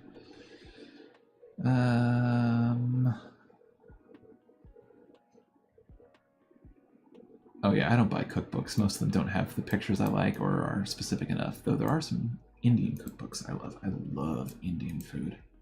Oh my god, Indian curry. One of my favorite books. One of my favorite foods. You have really great attention at certain times. Okay, then I guess that I am the inattentive type, mostly because I do struggle actually triggering my hyperfocus and focusing on something certain times. I chalked it up to executive function, but now that you say it that way, you frame it that way, I think I fit into that category then.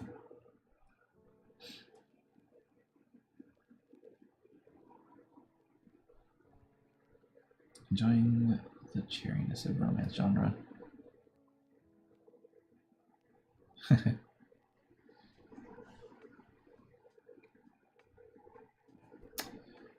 Yeah, I'm not really a fan of the romance genre by and large, but like there is at least this one paranormal romance series that I like by Lindsay Sands, and it's about vampires.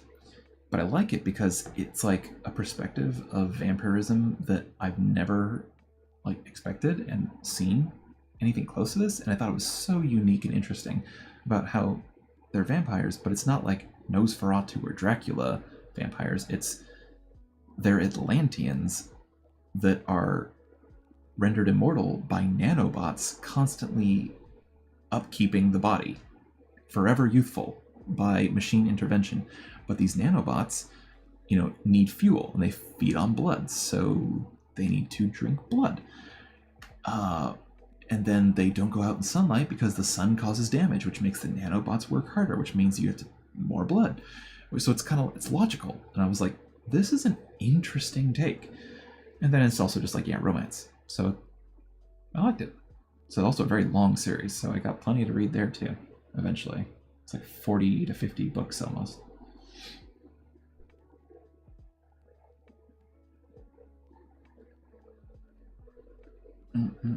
Catching up on chat.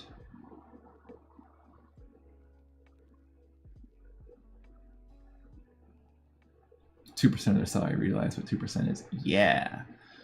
Yeah, hit him where it hurts, the pocketbook.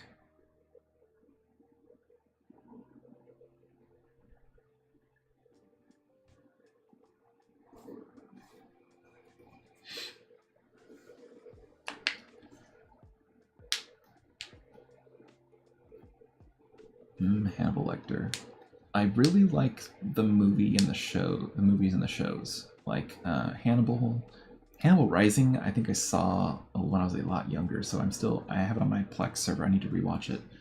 But I really liked the Hannibal series with Mads Mikkelsen. Oh my god, I love him as an actor. Love him.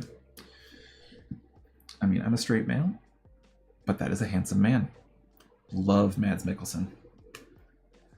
I also have the movie, a couple of things he's in. He's in, I think it's Arthur. It's some King Arthur one. I think it's just called Arthur. And then I also have him in the Valhalla movie, where he literally doesn't say a single word. That one's just like a brutal. I like that movie.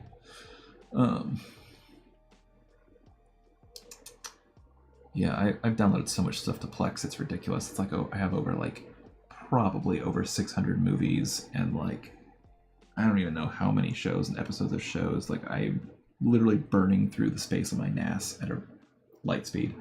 Hence why I needed a bigger NAS. Like, that thing is stupid expensive, but after like two VDEVs running RAID Z2 RAID configurations and tons of parity, I could lose 4 disks at once and still be good.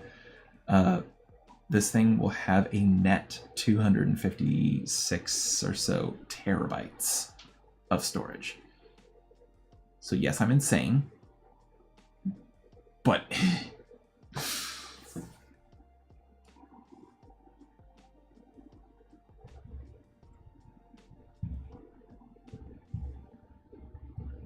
yeah, controlling hyperfocus is difficult. Like, the only reason I'm able to target it is because of my day job is in something that I straight up enjoy. Tech, code. So like, I get into it, and there's my 9-hour day. Just bam. I have no problem.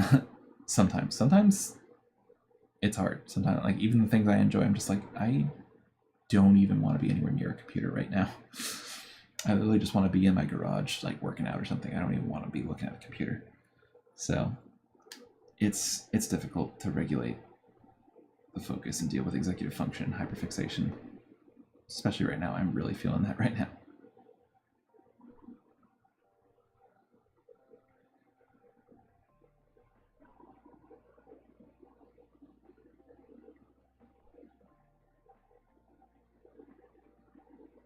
Gonna buy a bunch of fidgets for work. I've spent way too much money on fidget toys, and I still just return to the same one. Like this fidget cube. As you can tell by the wear and tear on the corners, like, this thing should be solid black, but you can see the silver on the corners. Like, this is my travel one. This is my actual desk one. But like, I love these things. Like, it's enough of a repetitive motion, but it's more than just a single motion. It's the weight of it. It's metal, so it's actually hefty. It's like 20 bucks. It's actually on my my referral, my affiliate link. If you go to my kit.co, on any of my YouTube videos should have my kit link. My kit.co, I have a fidget toy list there, and this is on there. I love this thing, the Infinity Cube.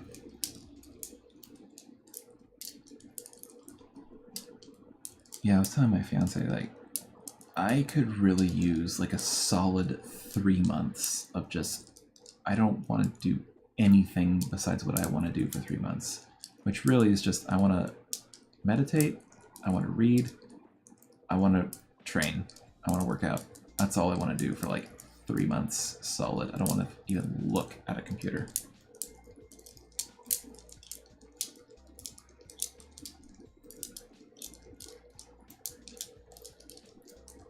I'm sorry about that, Frida. That is totally messed up, and that person should... No, we're not going to say mean things about people we don't know. I was gonna say it should be thrown off a balcony, but at the same time, there's something about you don't mess with someone's fidget toys. Urgh.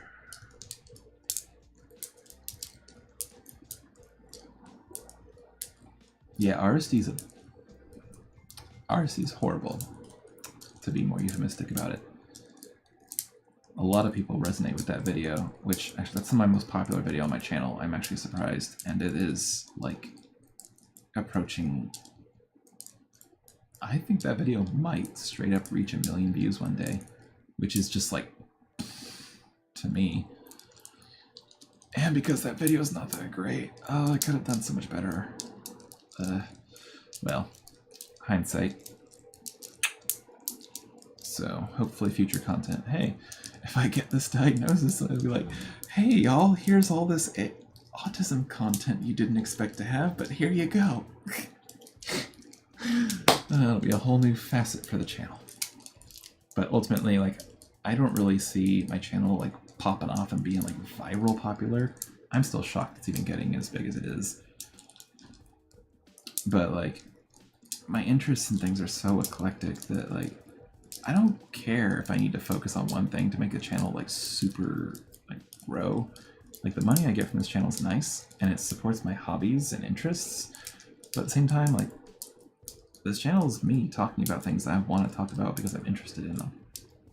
So I'm going to talk about what I'm interested in. That's what you get. Sorry.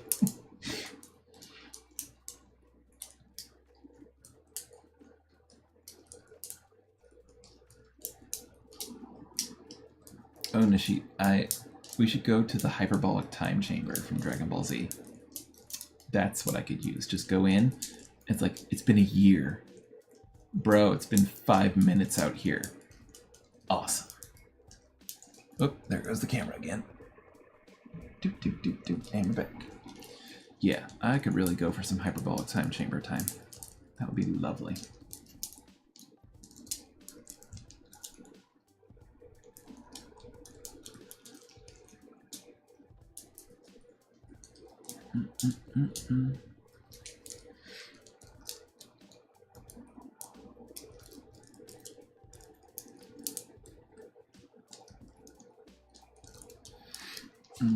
I do have to say that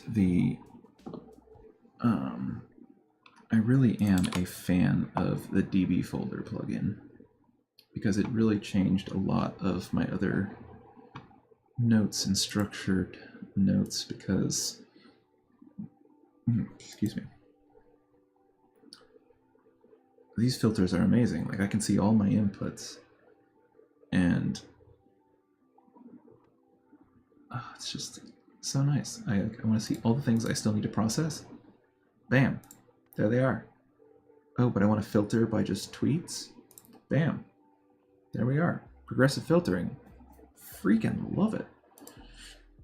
And then actually DB folder updated and I got so mad. I thought they removed this feature. Turns out, I guess when it updated, it just like turned it off and I had to reactivate it. But when these were removed, I was so mad. I was so mad. But thankfully, I don't have to just click here to do filters. Like, I can actually do this filter bar, which is what I prefer. So like this changed, like, I don't have my timeline note. I don't have my, oh, it's there. Here's this timeline note, but like, I don't use this anymore, really. Yeah, I don't really use this anymore because I have these, but then I also don't need to use my Kanban note anymore. But it was like doing the live Kanban, the actual cards, like this serves the purpose. This is amazing. Love it.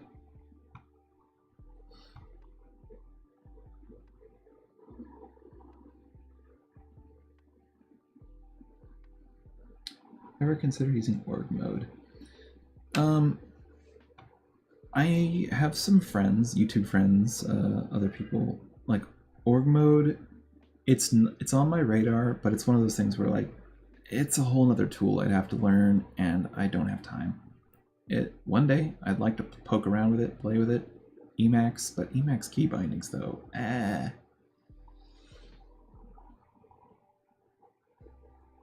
Oh, my taxonomy.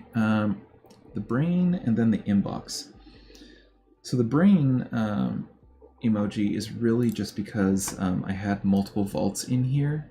Like this one is a leftover like from a CRM vault that I have.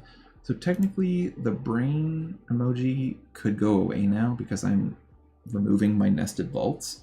The only reason for the brain emoji was to separate out my actual PKM vault from like my devlog, my fitness notes, my CRM. These were all sub vaults in the main one. And so since I don't have those in here anymore, or I'm removing them, it's technically unnecessary, in which case it's just this note, the inbox, and people, task stuff, mocks, and utility notes. And so the inbox is really just inputs, the various types of inputs. Movies, videos, articles, podcasts, etc. So yeah, that's basically the definition. These are my notes. So the actual like evergreen processing of notes. That's that. Oh hey, bye Omar. Thanks for coming. Glad we got you moderated up back again. Nice catching up. I'll catch you next time.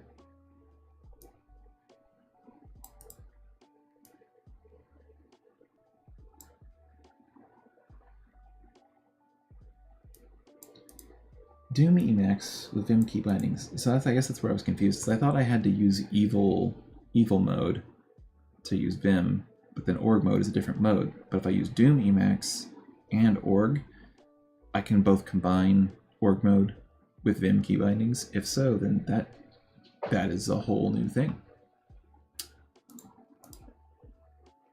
Oh yeah, I forgot I had my highlighted example of the DSM-5 criteria for autism in here, and so like yellow is like, yeah, I kind of resonate with this a bit. Orange is like, yeah, I kind of got something there. Yeah. And red is just like, yeah, that's me. Yeah. So.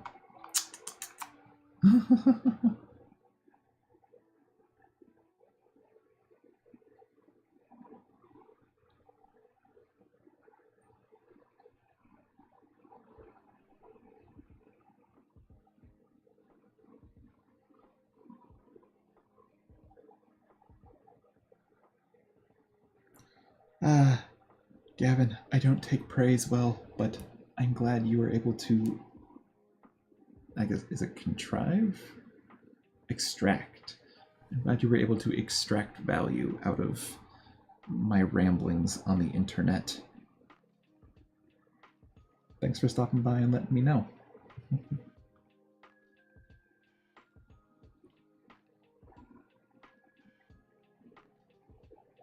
So then not contrived.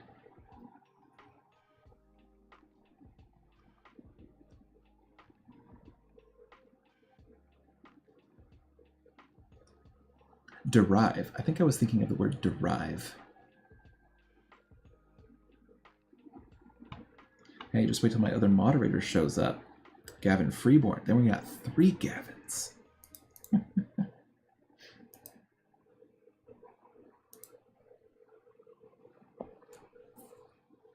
I'm not surprised he's not here. I think... Oh, actually, Gavin Jackson, you just messaged me on Patreon a bit ago.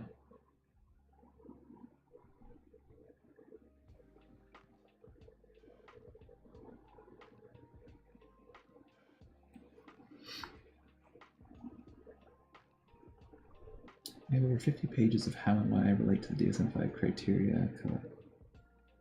Yep. I mean, seriously, walking in with a binder prepared straight up does help. Like, it also just connotes, like, not only am I serious, I'm freaking prepared. Like, I walked in with that thing like, I'm ready to do battle. Don't make me bludgeon you upside the head with this binder.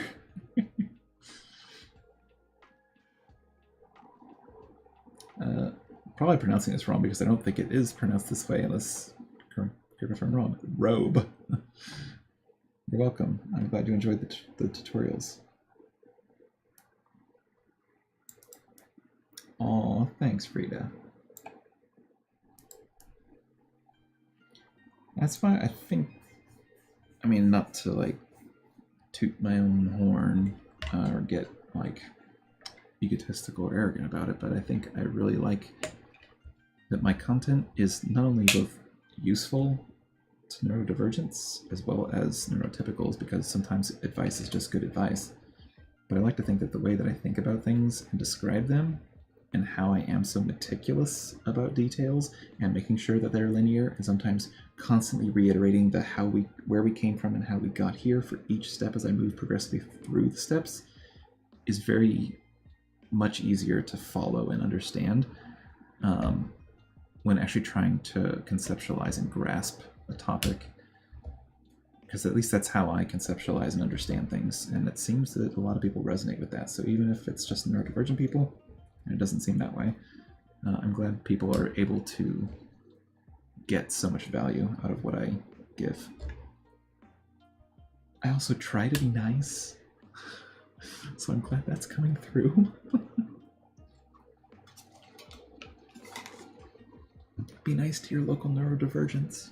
We're sensitive.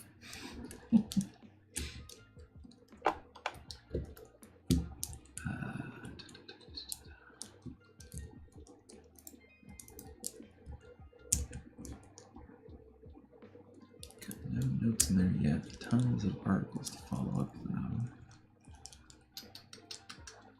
Oh, that needs to be moved. That should be moved to probably there.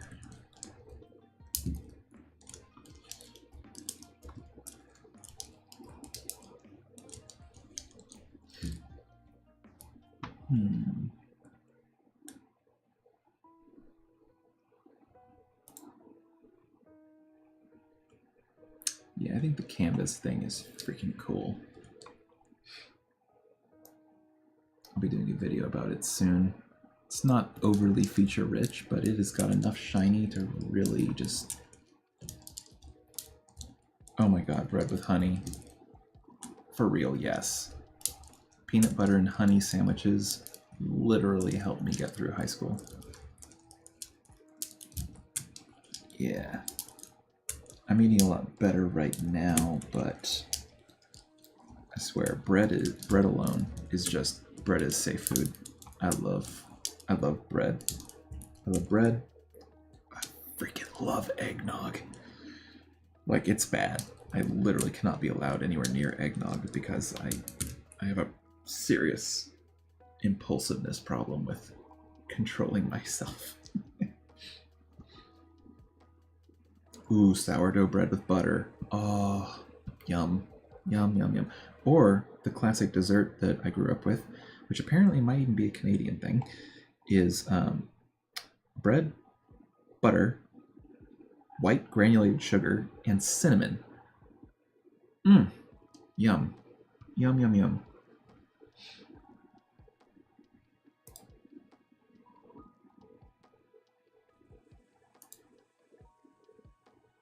Why do I have two of these? Quiet phone. I don't think I need that one. In which case, you go back in there.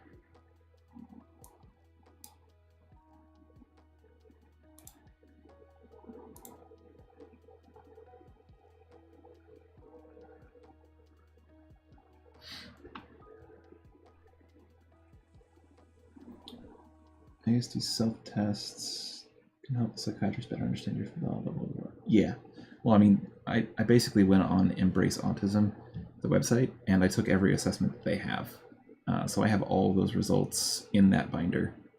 And then with the paperwork that they just gave me, it's basically got like 3 more assessments in here, some of which look similar to what I've already taken, but I'm taking these too. And then I told them about my binder, and they said, yes, bring it. Bring it with you.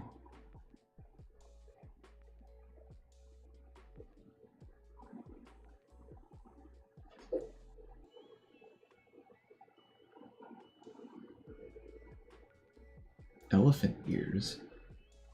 Native Americans in Oregon would make those at powwows. The cinnamon toast thing?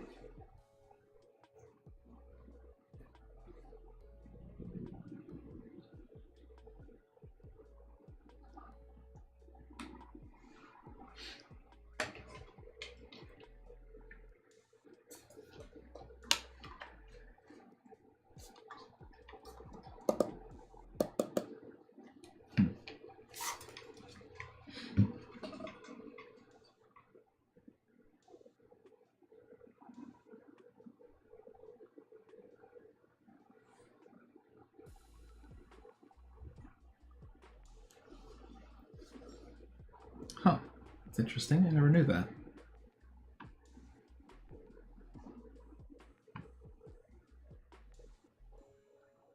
Fry bread. Huh. I've never heard of that in my life. That is super interesting.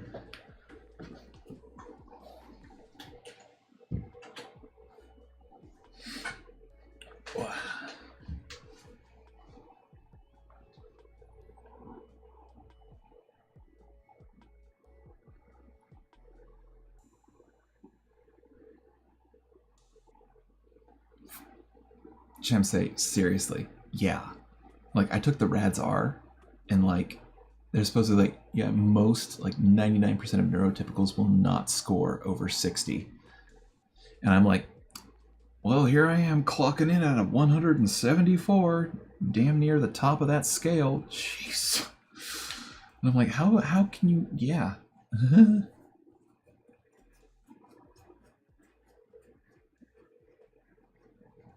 Yeah, for real. You walk in guns blazing, not literally, this is America, you can't actually say that. You have to walk in like over prepared and ready to fight tooth and nail to get what you need. It's just so dumb. Like even today, picking up this packet of paperwork, I walked in and I'm like, I'm here to pick up paperwork. The lady just hands me a packet. She's like, ADHD stuff, right? I'm like, no. ASD. I'm here for my autism paperwork. She's like, do you have an appointment? I'm like, yes. This date. Can I see your card with your medical record number? I'm like, shouldn't that have been the first thing you asked for to positively identify who the hell you're handing paperwork to? Because then it's like, oh yeah, let me go in the back, talk to the provider, grab the paperwork. Oh yeah, look, here it has your name and your number on it. So good thing I freaking asked and didn't just do like, because I could feel it, like my normal response would be like, okay, I'm sure that you know what you're doing. Here's this paperwork. I'm sure this is what I came here for. Okay, bye. No, it wouldn't have been. So, yeah, good thing I got the correct stuff because my assessment's coming up real soon. 216. Nice. Extra neuro spicy.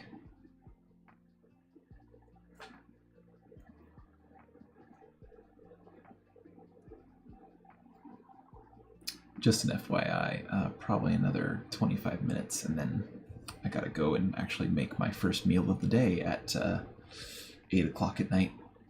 Gotta make dinner. So, got 25 more minutes to hang out, everybody. And this is fun now that I figured out what the hell to do with my computer to make it actually work with live streaming. Again. Yeah.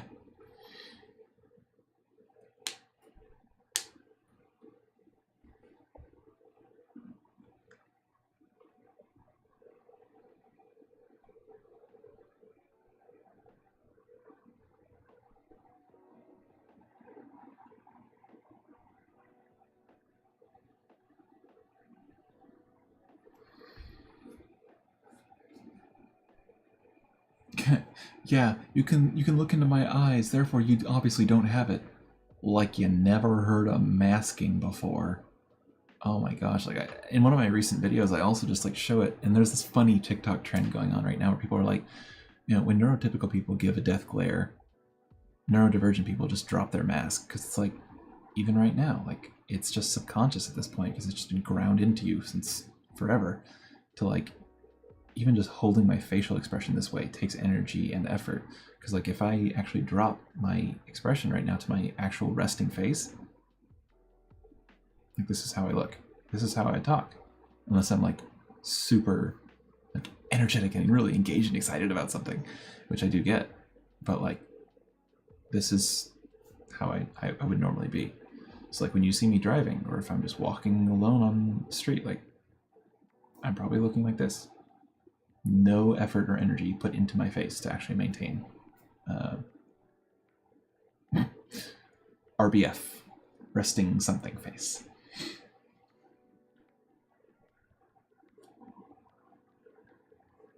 Oh my god, they're getting the ID wrong. Like, you have a medical record number for a freaking reason. Get it right. Come here, Freya. This is my darkest kitty. Her name is Freya. She's very upset. She doesn't like being picked up. But she's a little terror, so she gets locked in here with me sometimes.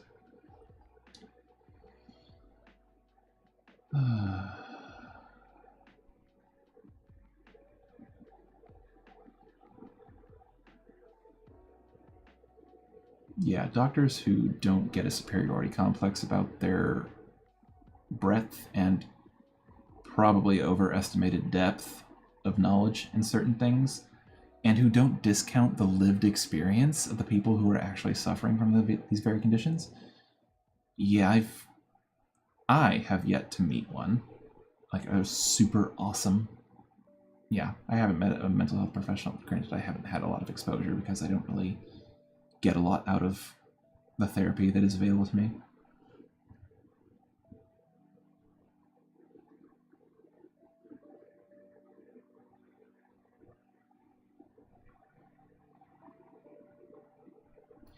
It's also just like the typical crap with law enforcement that you see here in America, where it's like a cop pulls over somebody and they're obviously like, they pulled them over for a wrong reason. Like they're obviously in the wrong, but at the same time, they gotta make up something. They gotta really just, I'm still the authority here. I'm the power. I'm right. It's like, y'all, your position of authority doesn't mean that you are infallible. And it shows even greater reliability and competence to admit ignorance, especially because I just listened to podcasts coming in clutch about this podcast. I think it was a business-oriented podcast of literally every, like the strongest indicator of potential growth in an individual is their ability and willingness to admit ignorance. I am the first person to admit I don't know enough to have a well-formed opinion about that matter. And that's the thing that comes out of my mouth so often.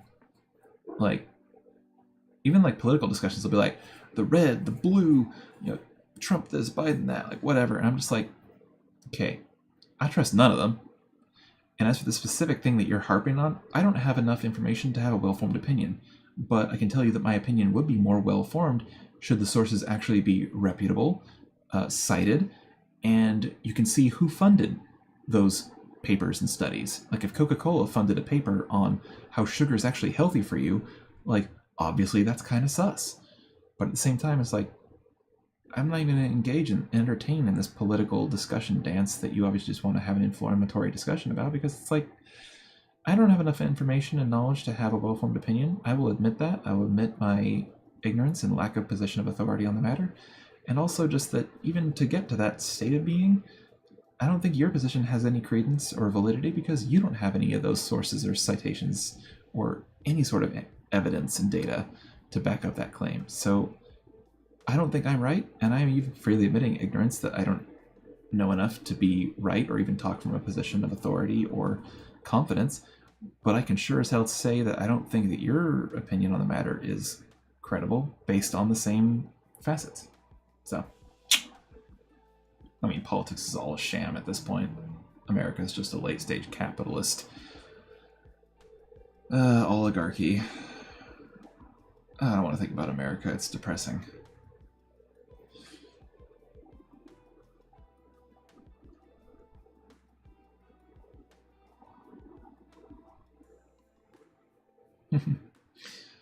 You and my cat can be sisters.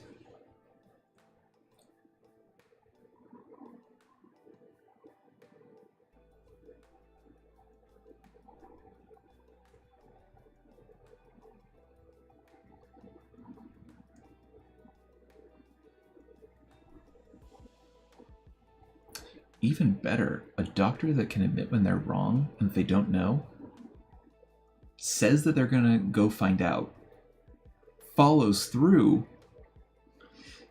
and even listens to your lived experience and takes materials you might bring them, like papers and whatnot. That, if I met somebody like that, I would never want to change providers. That process takes too long and too nuanced for politicians to embrace. Oh, yeah, that's... Yeah. That's why people shoot from the hip and go based on emotion and, you know, give the plebs their games to the Colosseum. It's basically the same sort of fanfare. That's why the political discussions, I'm just like annoyed when I hear it now. Like politics in a true sense of what politics should be is the vying for resources, for purposes, for things that you believe in, stand for, want to support, and like the actual idea of what politics is for. Yeah. Valid. Kind of makes sense. The actual reality of politics in America? Stupid. It's basically just the far right and then the moderate left. Like our liberals aren't even really liberals. Like if you compare them to the other countries, like the European countries, like they make our liberals look like conservatives. So like it's just, oh god. And then there's always the encroachment and constant shifting towards a more conservative and progressively conservative society based on the flip-flopping between the two parties. And then oh god, I don't want to get into it. It's, America pisses me off.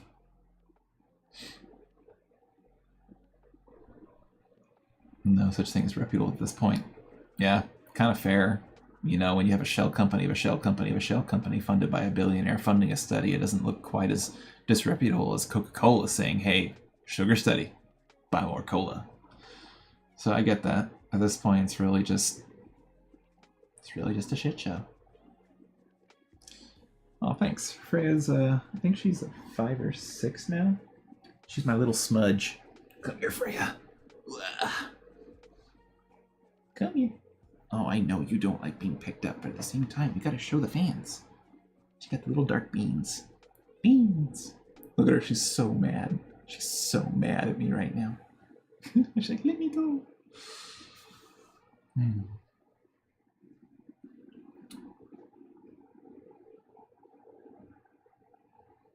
Yeah. I hear that there are some nice things about America. I'm sure there is. I think there is, sure.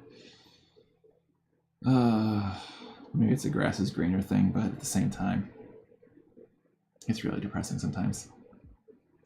Good night, Nishit.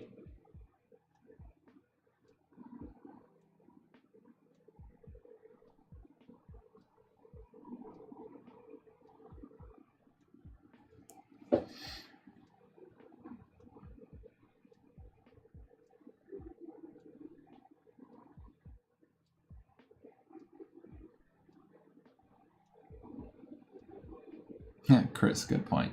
Yeah, how they've ended up voting. Gugh.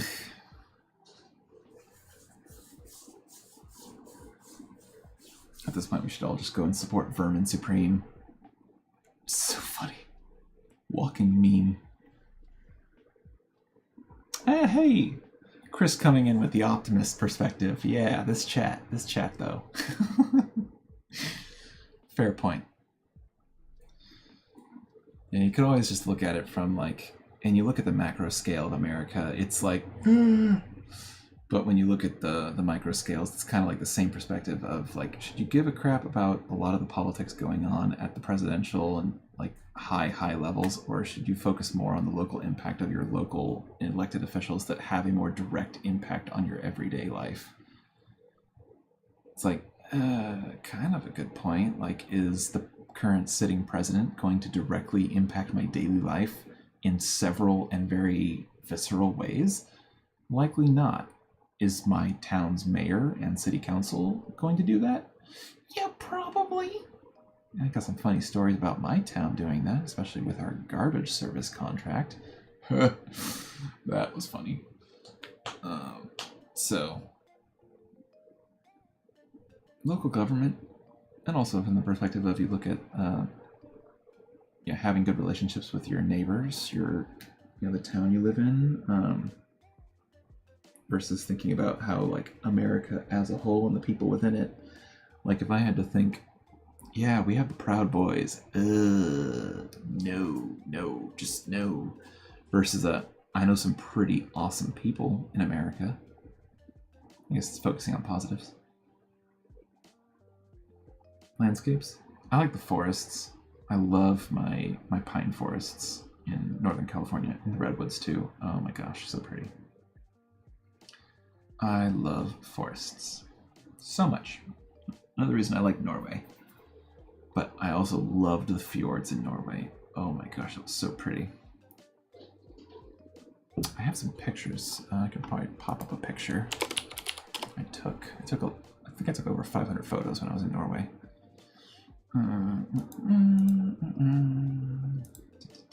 There it is.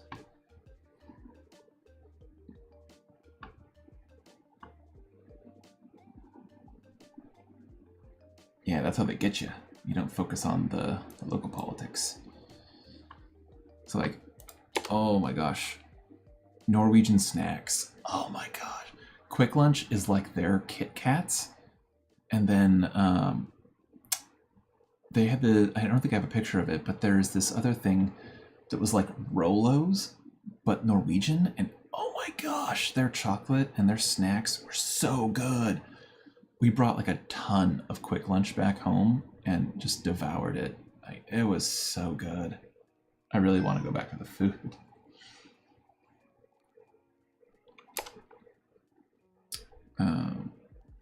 But like, I went to the Midgardsblot Music Festival. I don't know how many pictures I took in there. Oh, I did take some good. Oh, here goes my camera again. Come on. Okay. But like, they had this awesome food at the festival, and I spent way too much money on their mead. I love mead. I brew my own mead too, usually at 5 gallons at a time. I got bottles of mead in the closet too. They had, I went to basically this museum site, and it was just a music festival. There's Nitland. I saw Ivor. Yeah, there's Ivor. And then this is in the Viking village. Not the Viking village. This is yeah, this is still Midgardsblot. And then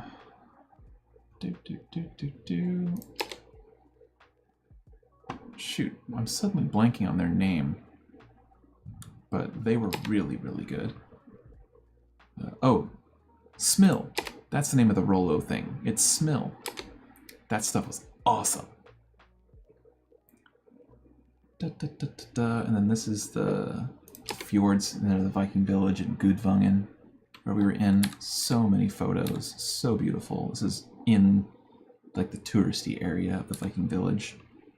And I think it was like maybe right here, this point where this person is, or maybe it's where I'm standing, but that's where I proposed.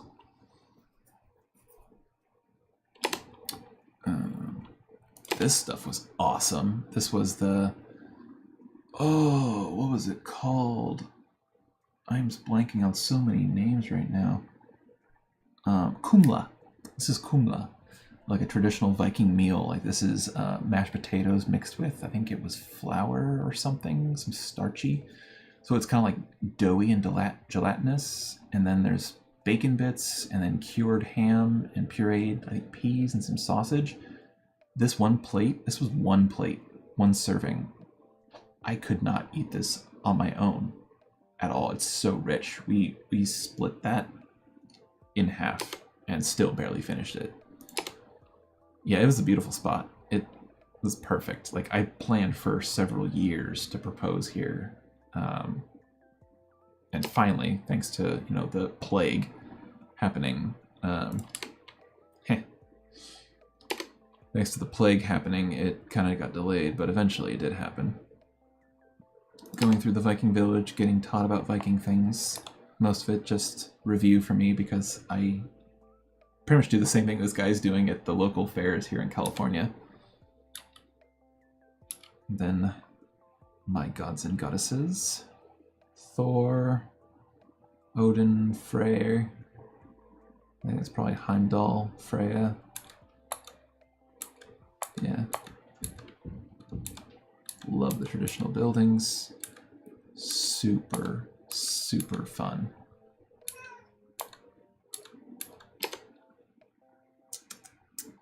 Tablet weaving. That's something I'm trying to teach myself soon. I bought that book.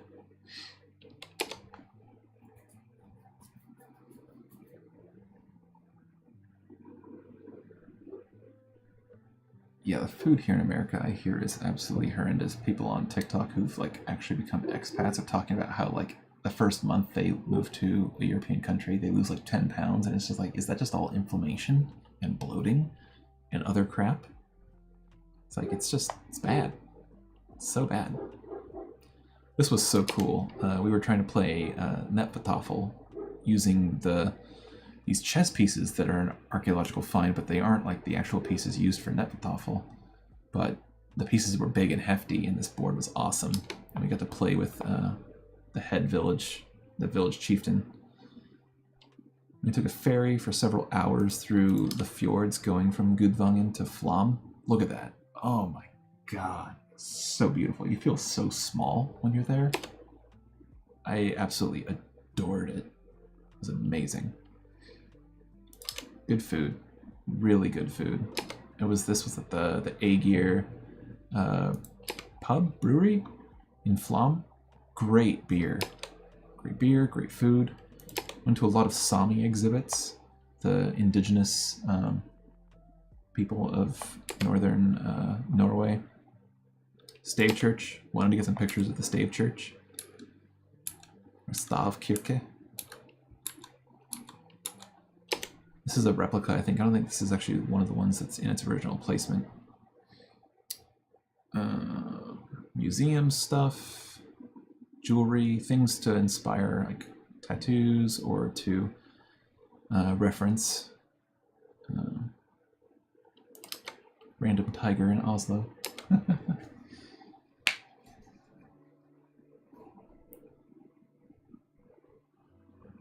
Yeah, I want to go back.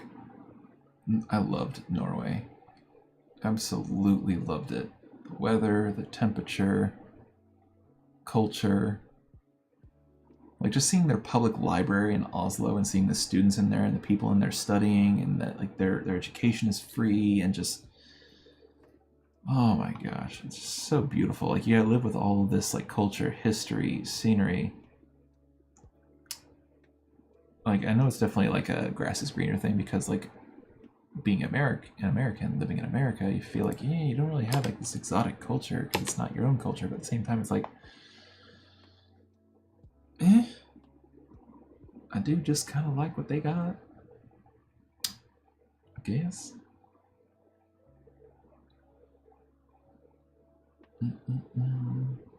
Yeah, Norway was fun. Definitely fun. 10 out of 10. Loved it. Would go back.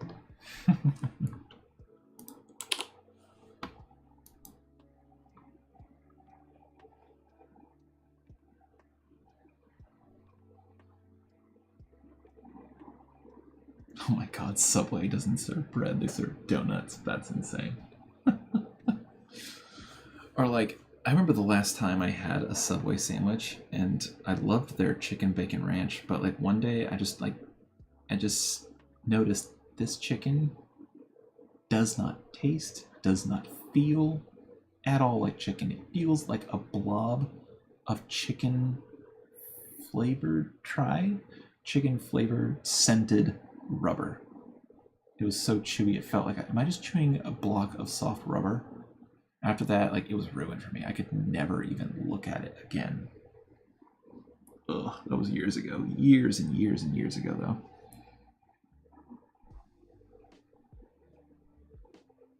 Thanks. I love my artwork. I'm actually going to get 4 more on Thursday. I'm getting my shoulders completely finished off for my sleeve. I'm getting something right here on my wrist. And then I'm getting something to fill in this little spot on my forearm over here. But no sign of slowing. I have so many more to get.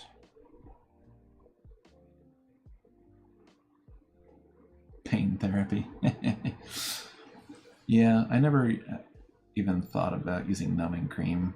I I guess the pain is kind of a good, like, grounding sort of meditation too, because, like, I'm viscerally aware of it, but, like, I don't tense up.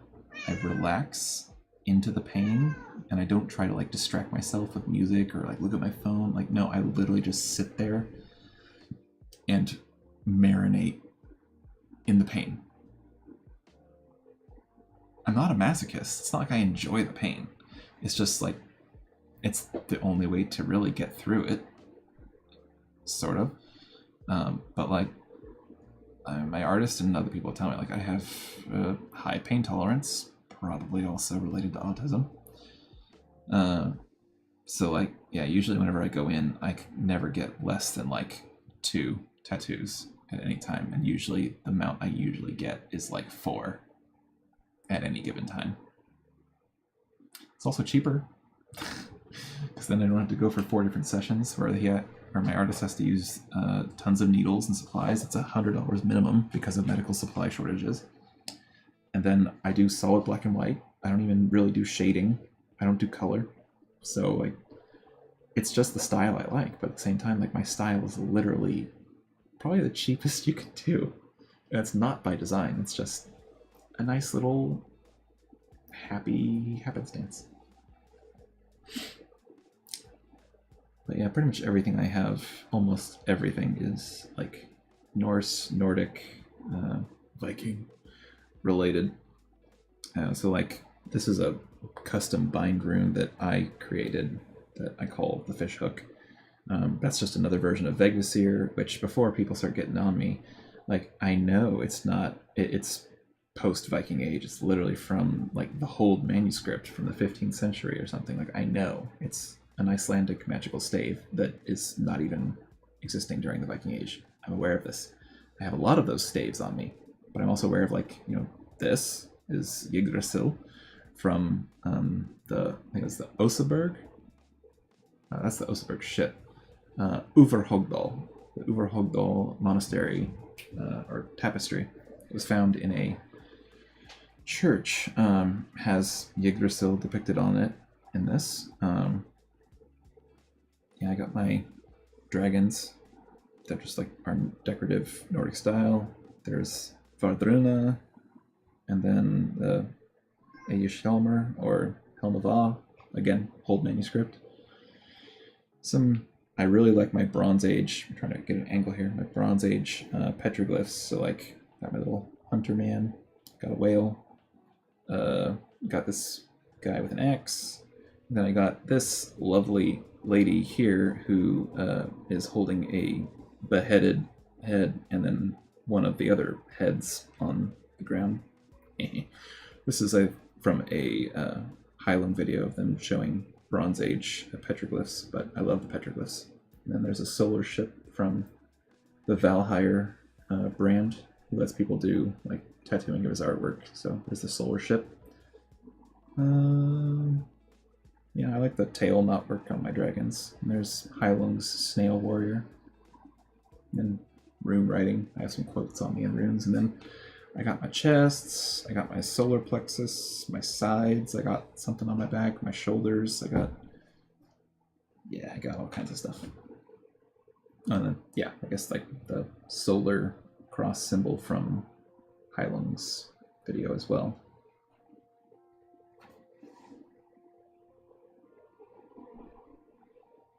Recommendations on Viking and Nordic mythology. Oh my god. Too many. Like, I buy literally every book I can find on it. I have stacks of books.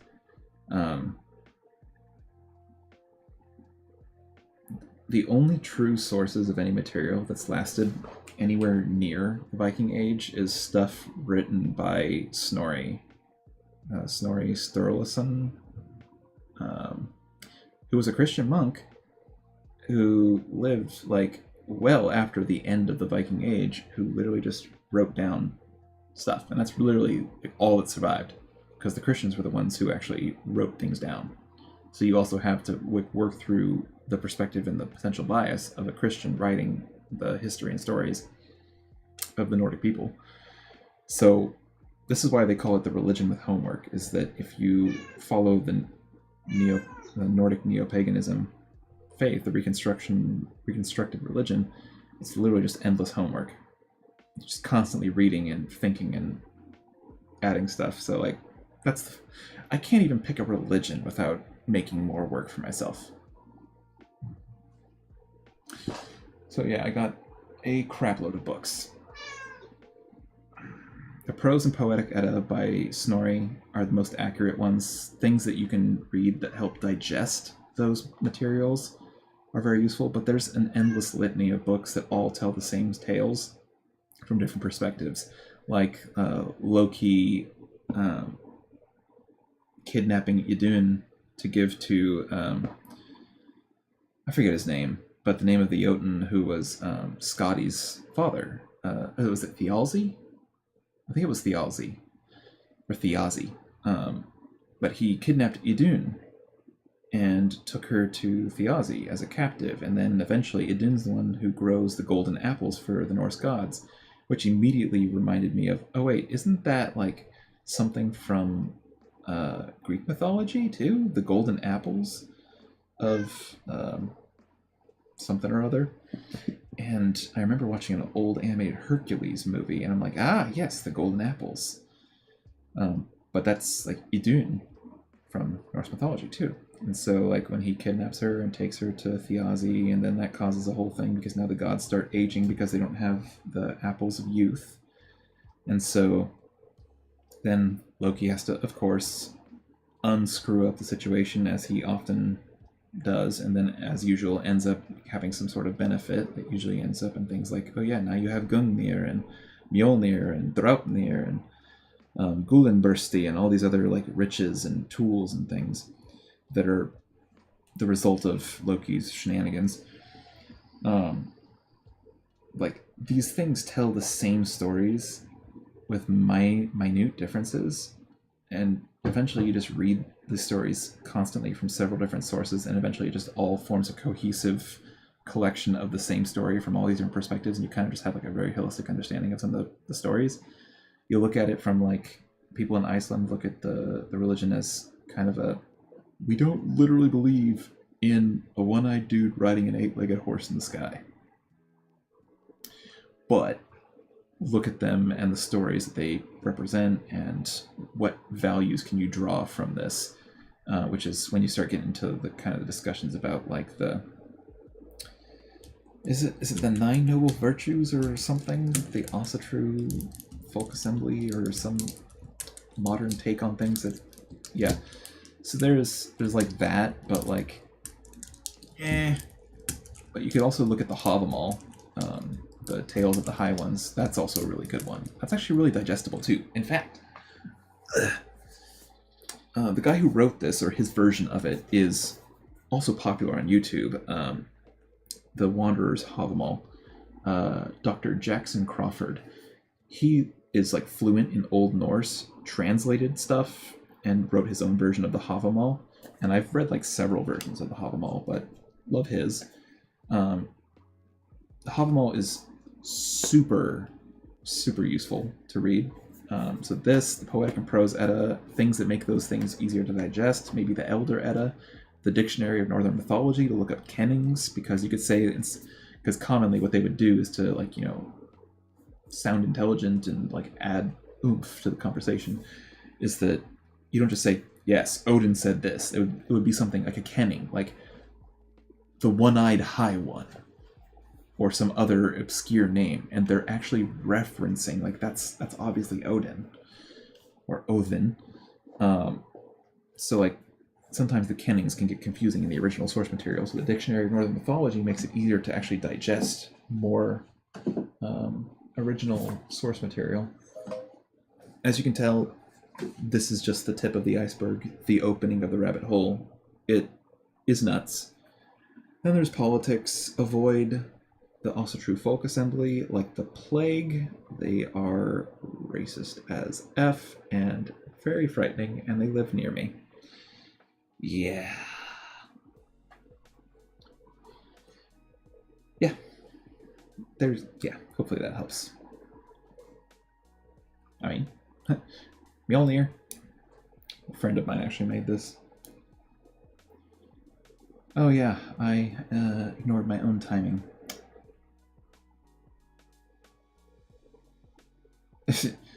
A chance that you're literally watching neurodivergence at work, where it's just tangenting into tangents, into tangents, into tangents about random things and how it's all interconnected, because it is. It is. This is me.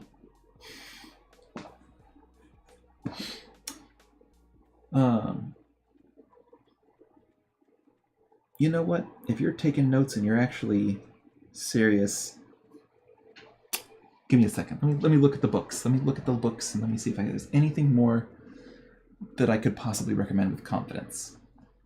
One second. Too many things. Too many things. Too many books. No such thing. Never mind. There are too many books. There's a lot of Penguin classics that are also really nice. There's the Saga of the Volsungs, which they made a movie off of. Actually, funny story. The movie of the Saga of the Volsungs, I remember watching when I was younger, and it's kind of old. But they've released it under like 3 different names. This is the only movie I've actually bought physically to try and get it digitized, because I could not find a downloadable digitized copy anywhere on the internet. It drove me nuts. But like, this is one of the titles, Dark Kingdom, the Dragon King, with Sigurd, and I actually think her name really is Brunhilde, maybe? I think. I might be wrong on that one. But basically, yeah, Brunhild. Siegfried, Fafnir, and Brunhild. And yeah, so Saga of the Volsungs, which is this, and they believe like Sigurd, or Siegfried in this case, Sigurd was like directly descended from Odin by blood, which then also raises like that's the story. And so like maybe like Odin was just a deified person who actually lived. Like, history's crazy. Like Attila the Hun was around in Viking culture or something. Like, I don't know, random connections. Crazy stuff. Okay, yeah. Distracted. I didn't take my meds, so forgive me. What else do I have? Oh, yes. There are several amazing ones. I haven't read them yet, but I know they are amazing.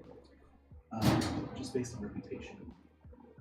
Give me a second to find those. Right. Okay. One of them is, I think it's called The Viking World, which is like super like archaeology focused, super descriptive. Let me double check that that's the name. Oh, gotta use my phone. Viking World. Is it that? Viking World. Yes, The Viking World. That one is super academic and super useful. Definitely check that one out. This one I got at like Barnes & Noble for like $10, like some special sale. The cover is so pretty. This is just like one of those ones where it tells the tales from which is another way of saying the same tales, but it's got some nice pictures. Very nice decoration. It looks super fancy schmancy. Like, cool pictures. Yeah. Everything is connected. Life is graph theory. Hey. Pattern, thinking in systems. Patterns, the patterns. The patterns are the universe. The universe is everything. I am the universe. Absolute truth. Crazy rambling, and now I'm a crazy person walking in the street. Rubber chicken. You've seen that homeless guy. It looks homeless out. He's actually homeless. Tangents. Yeah, I'll just stop there. I think that's excessive enough and descriptive. So, hopefully that helps. Welcome to the randomness of Bryan's stream. Okay, I really gotta go and make dinner before my executive function says you're gonna be too lazy and you can't eat now because you are too lazy to cook. Not lazy, I should not say lazy about myself because you are too your resources are spent. So I need to go cook, or at least make my dinner. So with that, I bid you adieu. I should probably do this again sometime soon. More content is coming in the future because I am getting more mental coins back. Freya, can you stop kicking the door, please? Alright, if you guys haven't, join my Discord. Link is in like any of my YouTube videos. Join the Discord because it is probably one of the best places to contact and get in touch with me. Not necessarily DM me, but like, hey, if you are in my Discord and you post, I usually read just about everything, so if you want to chat. Alrighty. Okay, bye.